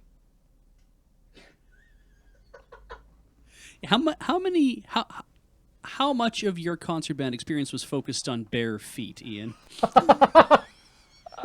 I'm gonna say about that much. Yeah, was there a lot of like girls really liking each other but not really admitting it to each other? No, it was the 90s. That hadn't started yet. Right. Okay. Okay, so this is one of Beej's mangas.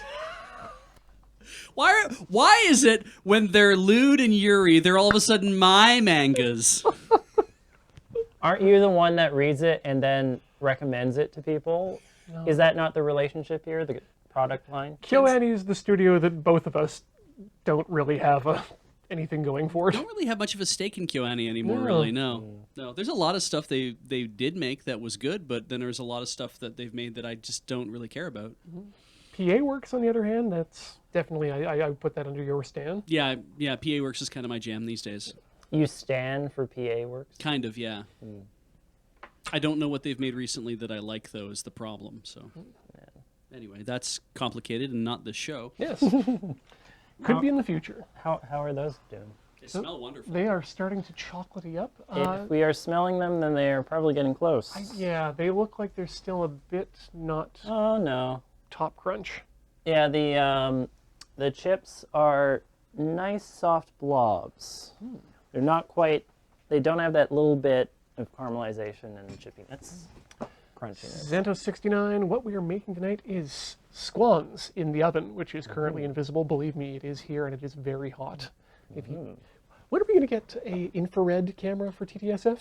It'd be nice to see just this big glow coming from this side. When you finish repairing it. If you want, I could totally just I can set the red filter on on the overhead camera. We can just pretend that we've got infrared cameras all of a sudden. I would love. I was going to say a fluke. I think it's a flare. They're not FLIR. Yeah. FLIR. Thank you. I would love a FLIR. I mean, I would love. Of the sponsors we could potentially have for this show, FLIR would be a nice one. Yeah. Fluke would also be a nice one. Yeah. Instant Pot, to be honest, would be nice. It's fair enough. Yeah. Any other big name sponsors? I you would. have? I would love some support from Eaton because if we could get if we could upgrade our power panels, That would be nice, yeah. if Eaton was willing to kick in some cash to help us do that. Monsieur Eaton. My mother said, send him a Aki sweater because it is all moth-ridden. And he was like, I'm a fan of the Toronto Maple Leafs, and But clearly we- I'm thinking about your child. And that's totally what I believed when I was that Yeah. age, is that Monsieur Eaton was answering her letter directly, which I thought, that's weird. Well, that's the way it kind of showed itself being in the cartoon. We're talking about the classic Canadian animation and book, The Sweater. But Monsieur Eaton, all I want is a 20 amp power system. Oh, there goes your mic. My microphone is here inside my shirt. I'm sorry. I don't know what this accent is anymore. It's okay. I've muted you briefly. You're Okay, we're back. I think that accent was like literally English Canadian doing a French Canadian. Yeah, So- that's the accent. Yeah. Hey guys, Steam's starting. Ooh. It's getting hot and steamy. Everyone log in. Yeah, it's time for the Steam. It's not a sale. And it's not Epic either. See, Sorry, I have to. I apologize. I just have to write a thing on the chat right now. It's okay. Yo. I'm very excited. I should not be on a microphone. It's okay. I'm excited that you're excited. Beej. That's exactly how I feel right now. Everyone gets to be happy. We're a very supportive workplace. It's the original story is The Sweater by Rock Carrier. Thank you. Yeah. There's some question about whether or not it was the hockey sweater or the sweater. And it's usually, like, you'll see it in places where it's adapted as the hockey sweater so that people remember what it is. That's the name I know. Yeah, but the original story apparently is just called The Sweater. Are you sure not less sweater? It probably will be Le Sweater or whatever, but yeah, it's, or, well, however they referred to that. But yeah, whenever it was, like, published in textbooks back when I was in school, it was The Sweater by Rock Carrier. And I remember that being the one that was in the National Film Board animation. Yeah. Actually, yeah, and that means that you can probably watch it for free.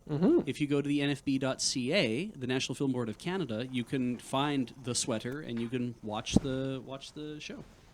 Yeah, It's a good little adaptation. It was strangely not one of the Canadian animations that I chose to show my students when I was doing Canada Day. What did you pick? I gave them the Log Driver's Waltz Yeah. and Black Flies. Really? Yeah, because I figured they were things that had repeatable choruses and the sort of things that would resonate with them more. Yeah. Like the hockey sweater, you really need to kind of know a lot about. Well, you need to know more about hockey, but everyone can understand insects. Yeah. I mean, there's also, like, you're doing Japanese people trying to learn English, learning a story that was written by someone who's French. I'm right? sorry, no, I gave them The Cat Came Back. Oh, yeah, that's perfect. Yeah, again, Very simple words. repeatable, and a fun little thing. The thing is, the kids hated them. There was no reaction to either the Log Driver's Waltz or the. This is just the animation looks like trash because it's from the 1960s? I think that might have been the reason. Okay. I mean, they were far more excited to find out that we had Pokemon, Oh, really? and that It's relatable, I mean. and that some of the names were different. Oh, yeah. Say like, what do you think this one's name is in English? Haha, you're wrong. It's Charmander. Okay, what do you about this? What about Pikachu? Psyche's Pikachu. They would say. Then why would you change the other ones? Yeah. And that they would ask me that, and I would say, I don't know. I don't have an uncle at Nintendo. I can't ask him these questions. Sit down, grade 7 children, while I try to explain to you the vagaries of transliteration and localization. Oh my god. Listen, kids, I got some real problems with injecting culture into. I think we're like 2 minutes away from the scones being ready. We these big round things you have, we call them hamburgers or donuts or something that's not dongo. Why would you do that? I don't know. No one knows. On Canadian television, onigiri are illegal.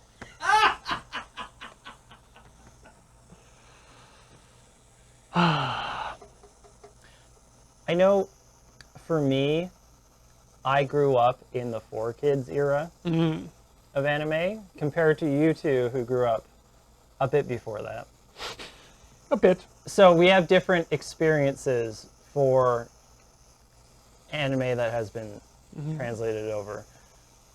You guys, I guess, just didn't have translations. we got it. correctly, right? Oh, it's done? Yeah, well, no, it's not done, but it is locked, which means we now have about 1 minute of You have time. pressure. So what we had was Kimba the White Lion, Astro Boy, and Robotech. Yep. We did not have dedicated anime programming. And slightly before that, we had Star Blazers. Star Blazers, and I think at least some people had Captain Harlock. Yeah, but they did a lot of work trying to make sure that people didn't know that their cartoons were Japanese. Like the Teenage Mutant Ninja Turtles. Oh yes, Battle of the Planets and Speed Racer too, right. And Voltron. Would you say that it was a big shift when Dragon Ball Z and Sailor Moon came out? Oh, massive. Oh yeah. Yeah. Yeah, that those kind of changed the game. It was. I mean, that was the start of the juggernaut because it was like upon that, seeing what a huge deal it was, then people, then producers were like, "Well, hang on a second. We can make money off of this. Yeah, we didn't think we could before, but we actually can because it's They're both phenomenons. We can make money off of more of these." Did you ever see the promo that they made for like in-studio promo to try and sell Sailor Moon to Westerners. Oh yes. Oh, yeah. Yes. With oh, like yeah. the parasailing. Yeah. The one where they were going to change, they're going to have live action and they were going to have it reanimated in a Western style. Yep. And one of the girls is in a wheelchair. Yep. Saban Moon, we call it. Yeah. Saban Moon. Or rather, the industry. The industry, the community. That's it. Yeah. Turns out, though, that wasn't the only Americanization of Sailor Moon that was being shopped around. There's a long story about this that's worth looking up, but yeah, the Saban Moon hole goes deeper and weirder, I don't like that phrase. deeper and weirder. The Saban Moon hole. Oh. Ooh, I think we might have just finally clicked over into Time Town. And I am actually smelling a bit of that crustiness on the. That's a weird way to phrase it, but crustiness on the chocolate. It's starting to crunch up in the flavor. A bit of the smokiness, I guess you could say. So I'm gonna bring that out. Which is good because it means we can turn off this oven because it's hot in here. I'm not feeling it, but that's me. Beautiful, glistening. You want the overhead? Sure, we'll give that a shot. Nice. Look at that. Oh, Cuttlefish Man, thank you for posting the actual story about Saban Moon in said chat. Okay. Hopefully that should be enough time to cool down the Oh yeah, the those other are ones. those are gonna be cool. They take like maybe 10 minutes, I think. Maybe. But I'm gonna do something dumb and. Touch the pan. Touch the pan. Oh, that's fine. Okay. We are now at temperature.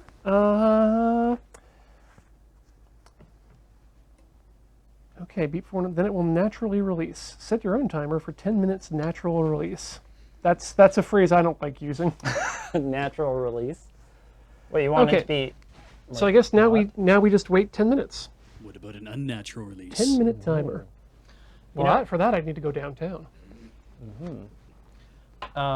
There is something ready to try in Yes. front of us right now. Shall we? Yes. I brought plates Ooh. because I figured scones are crumbly. Yeah. I if I may, I'd only like about half of one, just Oh, because that's I'm fine. otherwise going to spoil my dinner. I'll take the other half. Rip and tear. I was going to bang on the. Okay, there we go, and give this to Beach. You can have the nice Beach. side. Right there. I have a gift. There you go. Accept your largesse. Mm. My what? Your largesse. Oh, God bless. Okay, I really want to see that as a joke in an Archie comic at some point. What's that? Having Jughead give a sweater over to Archie and saying, "I receive your largesse."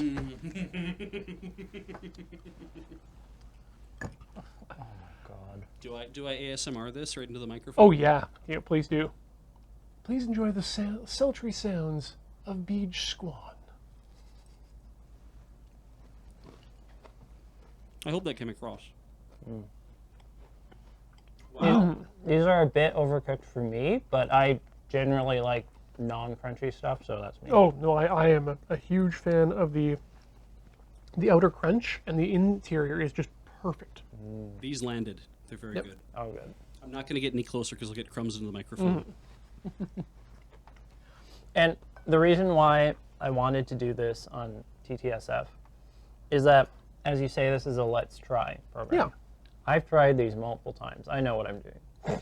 This is an invitation for all of you to try these. Because you saw me do these fast and rough. So they should not be intimidating to you at all. These are easy to make, at least borderline okay. Like, just don't burn them. Like even in a terrible oven.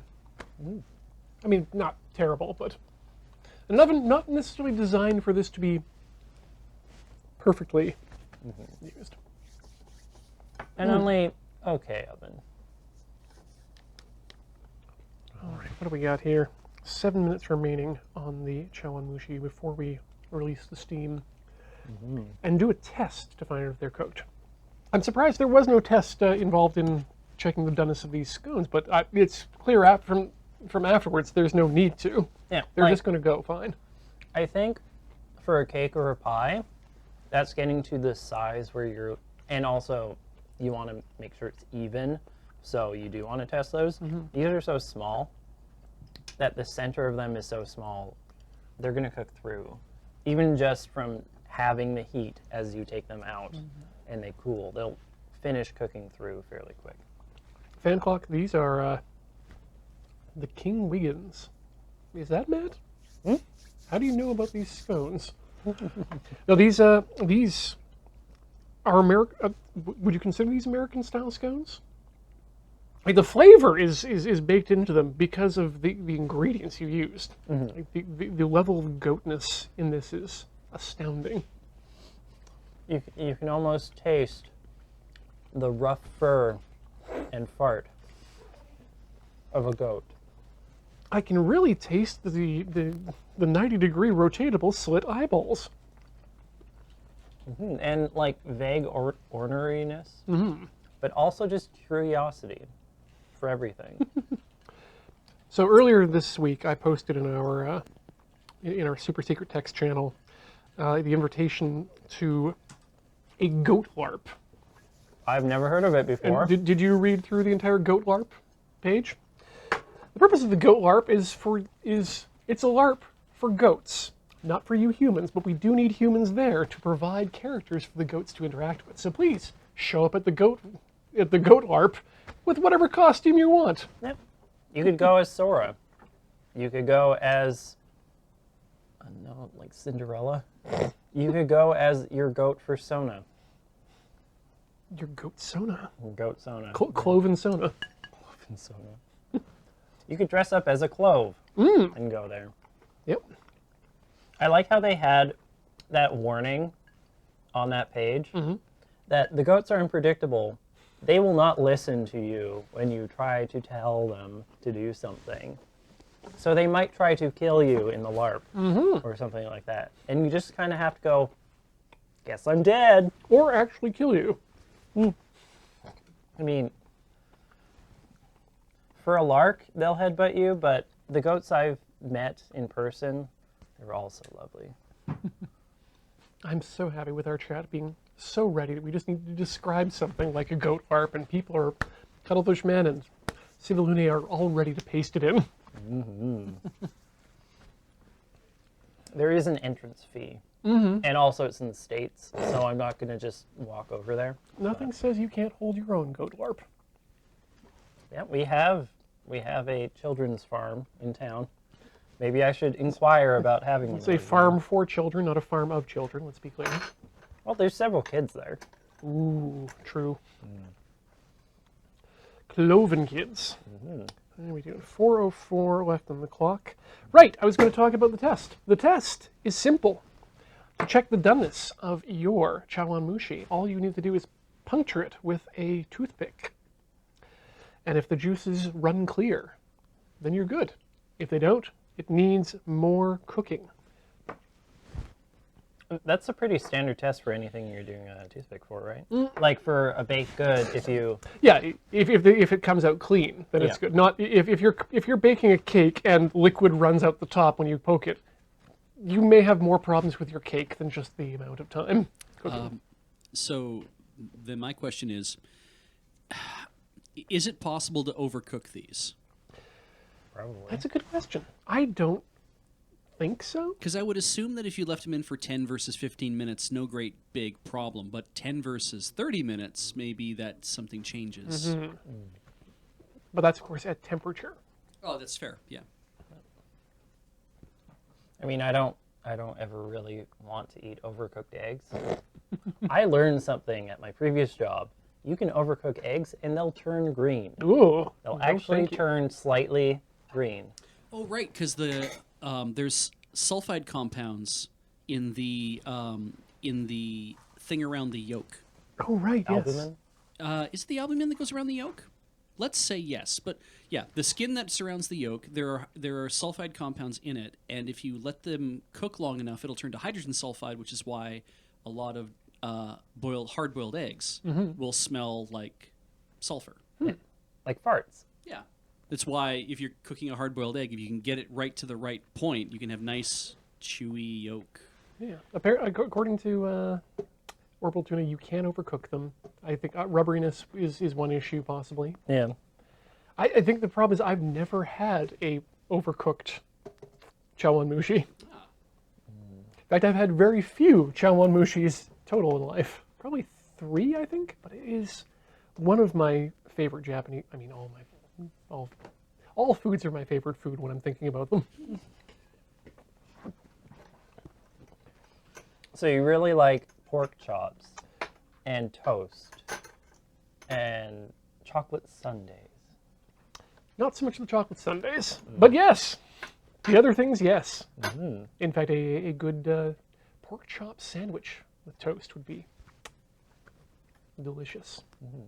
It is weird how the reception of the human body to bread changes so much when you just cook it again a little bit more on the outside. Now here's the question: Are you cooking your pork to medium rare now? It's safe to do so. Oh. It's I usually don't cook meat anyway. Ah, okay. So that's me. Cheaper not to. Well, then, are you cooking your pork to medium rare? You should, because it's safe to do so. In Canada or in general? In the United States specifically, which I would say would mean pretty much everywhere. That's due to the quality of the meat. It's due to the quality of meat and a change in the way that we're Processing? Yeah, processing has become safer, and really we've realized what actually makes things unsafe better. Yeah, better feed, better transportation, better processing means safer to use. That almost sounds like a slogan. Okay, 16 seconds left on the clock. I'm going to call that good to go. Let's G2G. release the steam. No steam comes out. Let's crack her open. Gloves are here. Thank you. I'm probably going to need those. I'd hope you'd use them. So let's start by having a look at the... which cup is the one that was the least full? It was the tall white one. Yeah, Widest let's one, have a yeah. look at that one and see if it's... Let's check 2 of them. It might be easier just to go like that with the... I think it's because they're so pushed up against each other. I didn't want to have to try and pull off the foil. Okay. Ooh. Oh, okay. So... has some oil separation on the top. That seems pretty... That's still hot. I wonder why. The oil may be from the mushrooms actually cooking off. Mushroom oil. Sounds pretty decadent. Yeah, that looks pretty clear to me.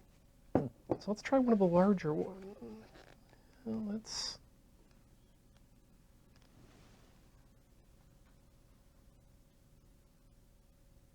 Yeah, that seems like a custard to me. These are extremely delicate puddings. So let's check number 2. This is a much bigger one. Nice full cup.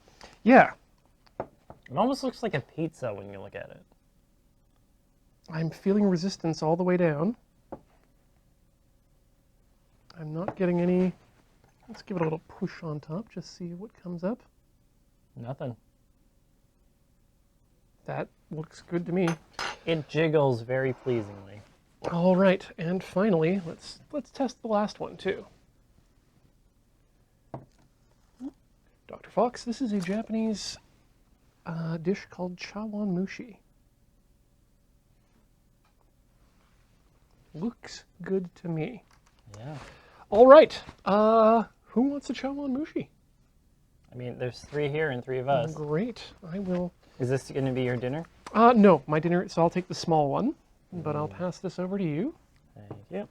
And you can have as much of that as you like. Beej, I will come deliver to you. I'll let mine cool a bit. Okay, I'm going to let mine cool as well, but I'll keep it with my scone. sure. I'm going to take a big bite out and blow on it. Go ahead. All right, let's take a nice big scoop. Oh ho ho. Okay. Oh yes. So the other thing that you want to avoid with these, and I don't think I see it on the top of this at all. Let's have a look. You want to avoid tiny bubbles, which can mean too much pressure, I think. But we didn't have any of the tiny bubble pops at the top, so we're good. All right. It looks like a very tender scrambled egg almost. Oh, it is. Or like an omelet. This is going to be incredibly delicate.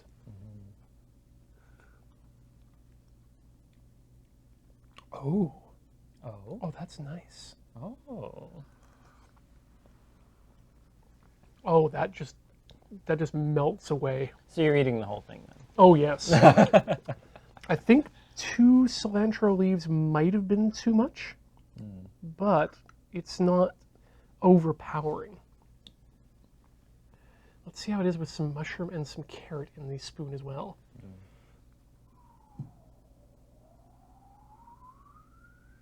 Haven't burned my mouth yet, and I want to avoid that. Yeah, those burns always suck. Thank you, Corvus, as well, for sticking that that recipe in the chat.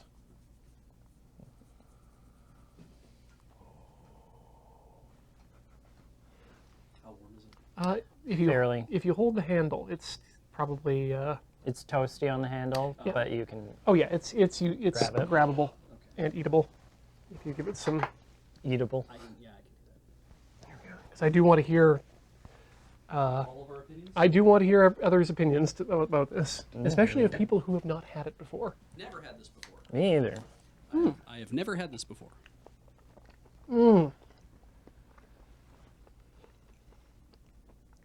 Oh, down below, let's get some. Oh, let's get some shrimp on there. Oh, I can taste how cute the carrot is. It's really subtle flavor, but it really pulls through. salsa drager. You were thinking it was going to be a beverage because of the cups. No, I'm only using cups because I don't have the proper vessels to cook this in, or any ramekins of any variety. Bit hot. But no, it's the best way to describe it if you're looking for a flavor profile is it's like a custard, but savory in flavor. Very. So let me see if I can describe the flavor of it. It's a lot like a mushroom or vegetable broth. Yeah, Yeah. yeah, That mushroom and vegetable broth with a slight egg flavor to it. Yeah. Very light, very delicate. Yeah. The eggs don't stick around. Like they don't. Yeah. But it's not like custard. No. That's the other thing is that the egg is definitely separate from the broth. But as you put it in your mouth and start to when it approaches your tongue, you will just kind of naturally make it all mixed together. The first taste is definitely you're getting the smell of the dashi, and then you get the eggs sort of halfway back on the tongue. Though the minute you get a big hunk of shrimp, and boy, you're going to be happy when you do, that shrimp flavor takes over and mixes very nicely with the dashi and the egg. If I were to try to describe this, it'd be like, think of the most pillowiest omelet, except the egg flavor is just a whisper. It's not exactly because egg custards generally are going to be sweet. Yeah, This is not a sweet dish. This is No. a savory dish. Completely savory. Yeah. no dairy in them at all, right? Yeah, so it's because Julia Mon's like, if you're someone who doesn't like egg custards, this would still be worth a try. And it's like, well, that depends on why you don't like egg custard. Yeah. If you don't like the texture, You might want to give this a pass. Yeah. but if you don't mind it, if you like things like scrambled eggs and fried eggs, and you're cool with that egg kind of expression, you probably would like this. Yeah, if you've had Japanese clear soup, okay, you dislike egg custards because of the texture, this may definitely not be your cup of tea. But it is definitely not. It's comparable to, but not anything like an egg custard, like a flan. It's closer to. It's closer to a mousse that's set, in terms of its. And even then, a mousse is more more toothy than this is. It Yeah, feel- more. This has no body to it in a good way. Yeah, Like it's just a whisper of. it's Like, yeah. okay, if you can get a When camera, Ian says it's delicate, that's what he means. Yeah. if you can get a camera on that, you can just see. I'm not sure actually if we can get a camera on that. Jiggle, jiggle. Yeah, just look at the amount of jiggle that carrot on top of the stuff has. That's how delicate we're acting. Like you want umami proteins in this. Mm-hmm. Like you want a good dashi. Maybe you even want stronger if you're into that kind of thing. But you want things like mushrooms, and you want good strong mushrooms. Yeah, I'm definitely going to be going with the full Japanese mushrooms next time. Yeah, doing shiitake or maitake. Honestly, I think actually oyster mushrooms would probably do very well in here. Yeah. But I think the whichever one it is that has the multiple mushrooms coming up with tiny tiny heads. Shiitake. Enoki. Enoki, yes, those would definitely go well here. No And way, Lord Zerk. If you have $200 or $300, then matsutake mushrooms. Okay. Fun fact: Ian made a pun because of the dish name translates to steaming tea bowl cup. I did not actually realize that. Yeah, us Westerners, when we think of an egg cup, it's like that little tiny dish for a boiled egg. Yeah, I feel like I made a mistake not having this as dinner now. I mean, you are actively having it for dinner.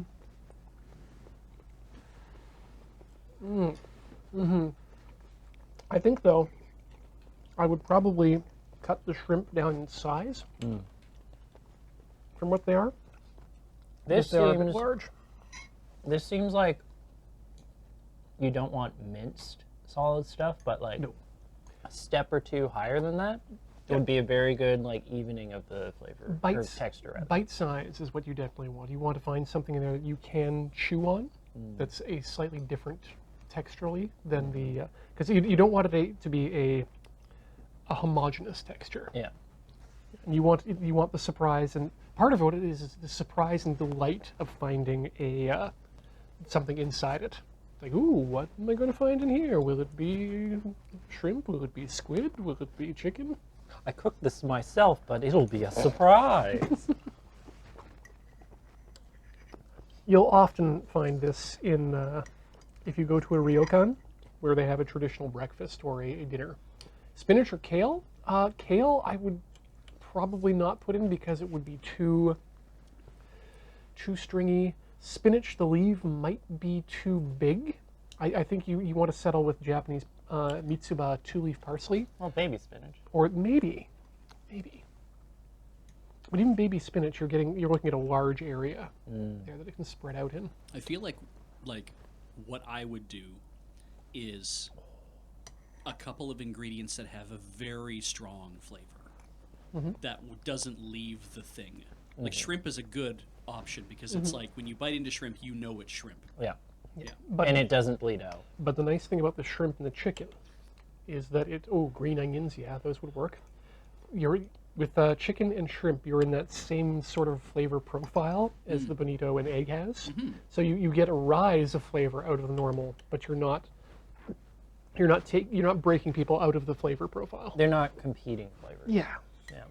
They're complementary. They're not. Yes, thank you. Complementary, not contrasting. Yeah, Now- cheese would not go well here. Corvus Narutomaki would probably work well. I mean, that would be a good substitution to the Chikoa. I don't think you'd want anything too sour. No. No.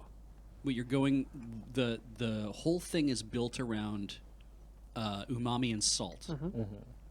And you don't like salt is something you don't want to be forward in this either. Like the There's enough salt in the dashi. yeah, the charm of this dish is that it really is this very delicate. Like you keep saying delicate, but you're right. It's supposed to be a very delicate flavor. You're supposed to kind of take your time with it. And very, very savory too. God, the cilantro is so good. It's surprising how good it is in here. It really cuts, but it cuts through with a green to it.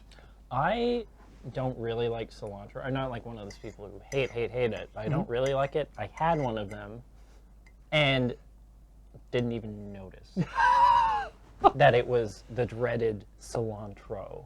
It like cut through like half of the flavor of cilantro to make it like a subtle flavor, which I liked. Great. Oh, That might just be the quality of the cilantro I've had, though. Now, we do have one final thing to taste test after this. a Are dessert. either of you ready for it? I am just about ready for it. So why don't you get those prepared? I'm going to finish off my my Chawan Mushi while it's still warm. So I know you guys have a bit more in your cups, which could mean a little bit more thermal mass too. Yeah, mine is still on the edge of A bit edibility. Why am I bending down? I want that chicken first.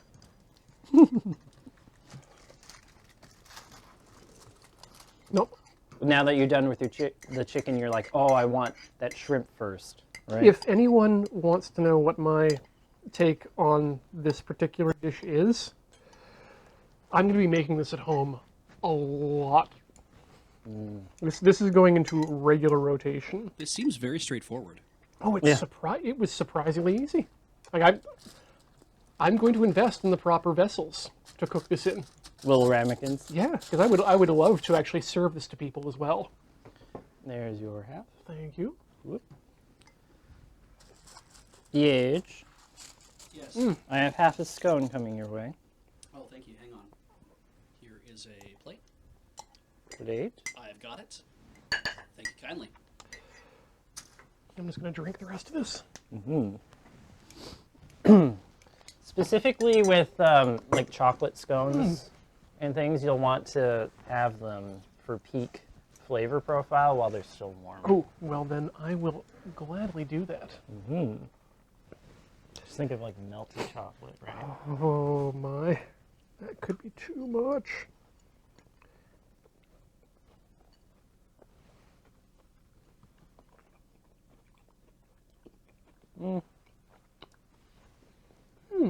Maybe even more Nutella in this. I mean, we were playing fast and loose with the measurements, so. I mean, I have a little more if you want to drizzle it. Oh, Drizzle no, it that's on all right. top. No, this is so interesting. Comparing one to the other, where the Chawan Mushi was incredibly delicate. This is dense AF. Nutella, they'll do it. Yep. Kettlefishman asks about capers. I would not put capers in. They would be, I think, too salty and too A little vinegary. too sour. You'd end up really You could curdle the egg. overpowering it. You might curdle the egg. It really seems to me like Chawan Mushi is one of those things though, because it's not Chawan Mushi doesn't dictate the name itself doesn't dictate what goes in the mix. No. So try what you like. You just might find that you don't like the way it ends up. There are certain things that would go well. It's kind of like an omelet, right? Add what you will to the omelet. Or and a it'll make it scone. Different. Or a scone. Or an okonomiyaki, which I have now. I did okonomiyaki over the weekend. That's definitely going to be our next, not the next TTSF, but the next cooking TTSF. You're going to get to see that because I think I now feel confident enough in my my abilities to get that.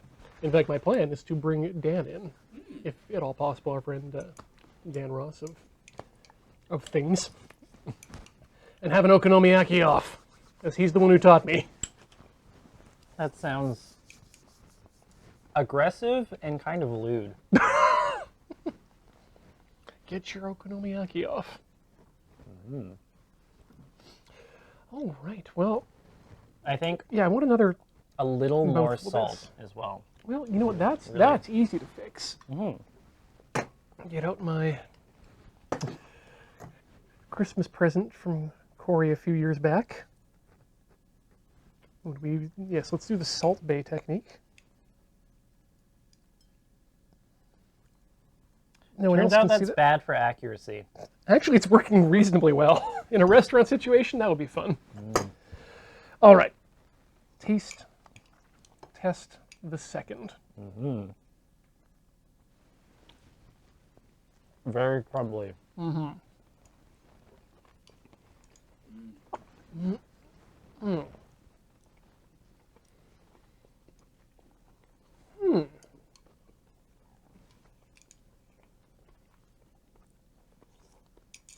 Whereas the chive cheddar hit the mark, I think this one strayed a little bit. Like, it might be that I needed to add a little bit more, maybe hazelnut, or just boost one of the flavors. The flavor I'm not having an issue with. I think the flavor is quite nice. I don't think the extra salt was what was necessary, though. But I'm not complaining. Corvus, you should put bacon in the Chawan Mushi. You should not put a lot of it in, but you should put some bacon in it. Yeah. Don't put like 6 strips in it. Yeah, but like if you were to cube up some bacon, that would go quite well, I think. Or some pork shoulder. Not crisp, though. If you crisp the bacon, I think that would you'd end up with a juxtaposition which would not be. This is definitely not about the Maillard reaction. No. No. If it's getting brown, something's very wrong. But yeah, if you have a method of steaming things, some aluminum foil, and any sort of Asian section in your grocery store, because what we've got here today are the easy pieces. Like the hardest thing that you're going to end up searching for is mirin, and it's not that difficult to find these days. Not as hard as it was back in '96. Let me tell you what. And dashi powder will be harder in probably maybe in small towns, but you can find it. Yep. Oh well, I mean, if you're in a small town, I can guarantee you that Amazon will carry dashi. Other providers are available. Actually, I'm not sure there are. That's the. Search for other providers if you have the time and effort available. Do search Amazon for other stores. No, yeah, seriously. I think this was pretty successful. I would say I would call that a success as well. And I would like to thank you specifically and Kathleen for joining me today here on the show, because I think between the three of us, we put together a really weird-ass meal, but it's full of delicious things. I just regret that I didn't put mushrooms in the scones to make it a mushroom fest. Oh, hey, that would have worked. And of course, thanks to Beej for running the board today. It's been an absolute pleasure having you here to bounce ideas off of and stuff food into. And of course, I'd most definitely like to thank everyone who's been here in the chat, either people who've been putting their words in via keyboard and hands or just hanging out and watching. We appreciate having you all here for the course of the show. But it's time for us to take care of some business.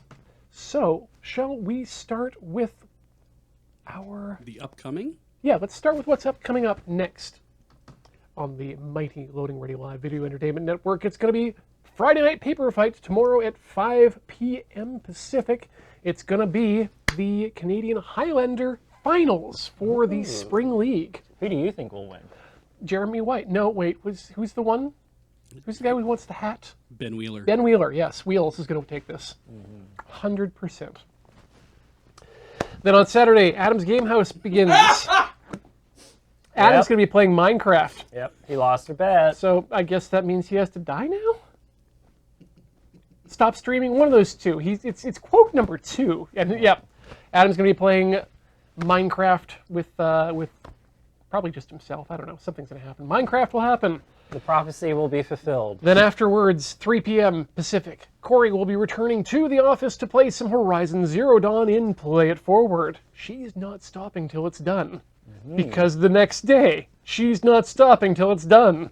12 o'clock, it's going to be Horizon Zero Dawn on Play It Forward with Corey. And then we're going to pop off some music with Rhythm Cafe at 4 o'clock. Heather and I are playing Poppin' Music 9. Boy, we missed these.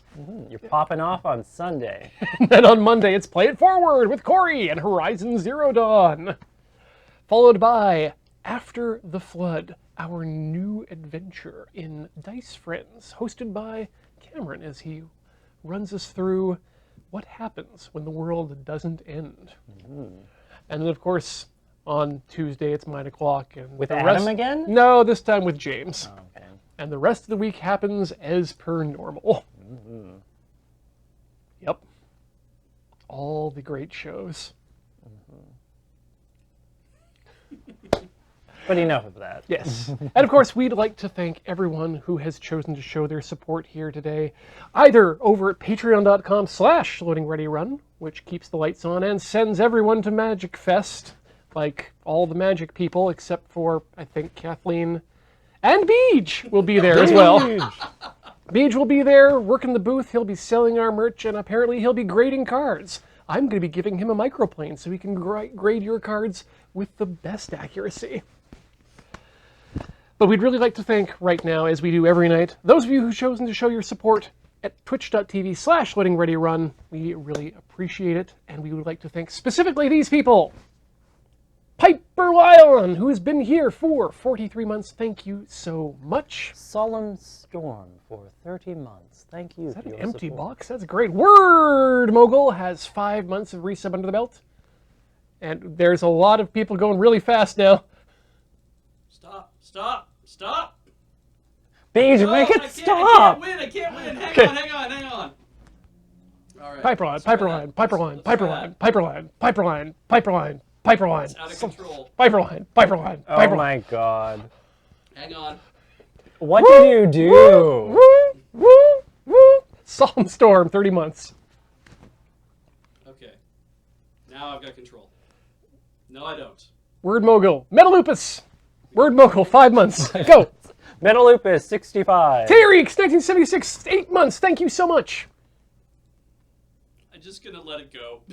Snake Ace. 19 months. Sorry, you get this over with. Snake Ace, 19 months. Thank you. Musical Pulse, 14 months of resub. Thank you so much for your support. Prof. Glasun for 23 months. Thank you. I'd like to thank Galactic Pain for 32 months. Get that checked out. Mugen Hedki for 9 months. That is an entire baby. Singai Guardian. Synergy. Guardian, 2 months. Thank you so much. 01 Thorin 01 for 29 months. Thank you for your support. I'm good at this. Dr. Fox, 17 for 17 months. That matches. Ampinstein for 21 months. Almost 22 months. Thank you. My favorite vampire. Squid Pope is my favorite Pope. And my favorite squid. And they've been here for 41 months. Thank you. Amber Zen for 13 months. The lucky number. Big ups to Alex and 123 for 5 months. Slouchay for 2 months. Thank you for coming back that second month. Yeah. Not big ol' floppy dongs. They've been here for 2 months. They came back too. Yeah. Alonzo Swift for 29 months. They came back too. Yeah. Herbert Erpaderp came back 44 times. A lot of times. The cat kept coming back. Yep. Yeah. Air Bud for 8 months. The dog kept coming back too. Aaron Catbird, new subscriber. Thank you. Gormless Ben for 39 months. Almost 40 months. Nice round number. Gordon Ramsay, gifted by an anonymous gifter. Thanks so much. Talk to the pan. Ice Light for 29 months. Thank you for your support. And we'd like to thank, for those 690 nice bits, E-Block, RR Tycoon 2, and Xantos69 for the bits. Bits. Okay, that's a good show, I think. A quick note before we go. Please. On the store at store.loadingreadyrun.com, the Gib and Minute Gib pins are now available. So you can find those under the Pinning Arcade section. Interesting. And also, because we haven't mentioned it other places, but I should start mentioning it as much as I can, JoJo's Bizarre Playmat is now also JoJo's Bizarre Poster. Hey. So if you don't want a playmat, you can buy a poster. put it on your wall. Or under your coffee table. It makes a great place. Regardless, this has been Tinker Tailor Solder Fry with myself and Matt. and Beach. and we will see you in a fortnight time. Ever forward. Never learning. Good night, folks.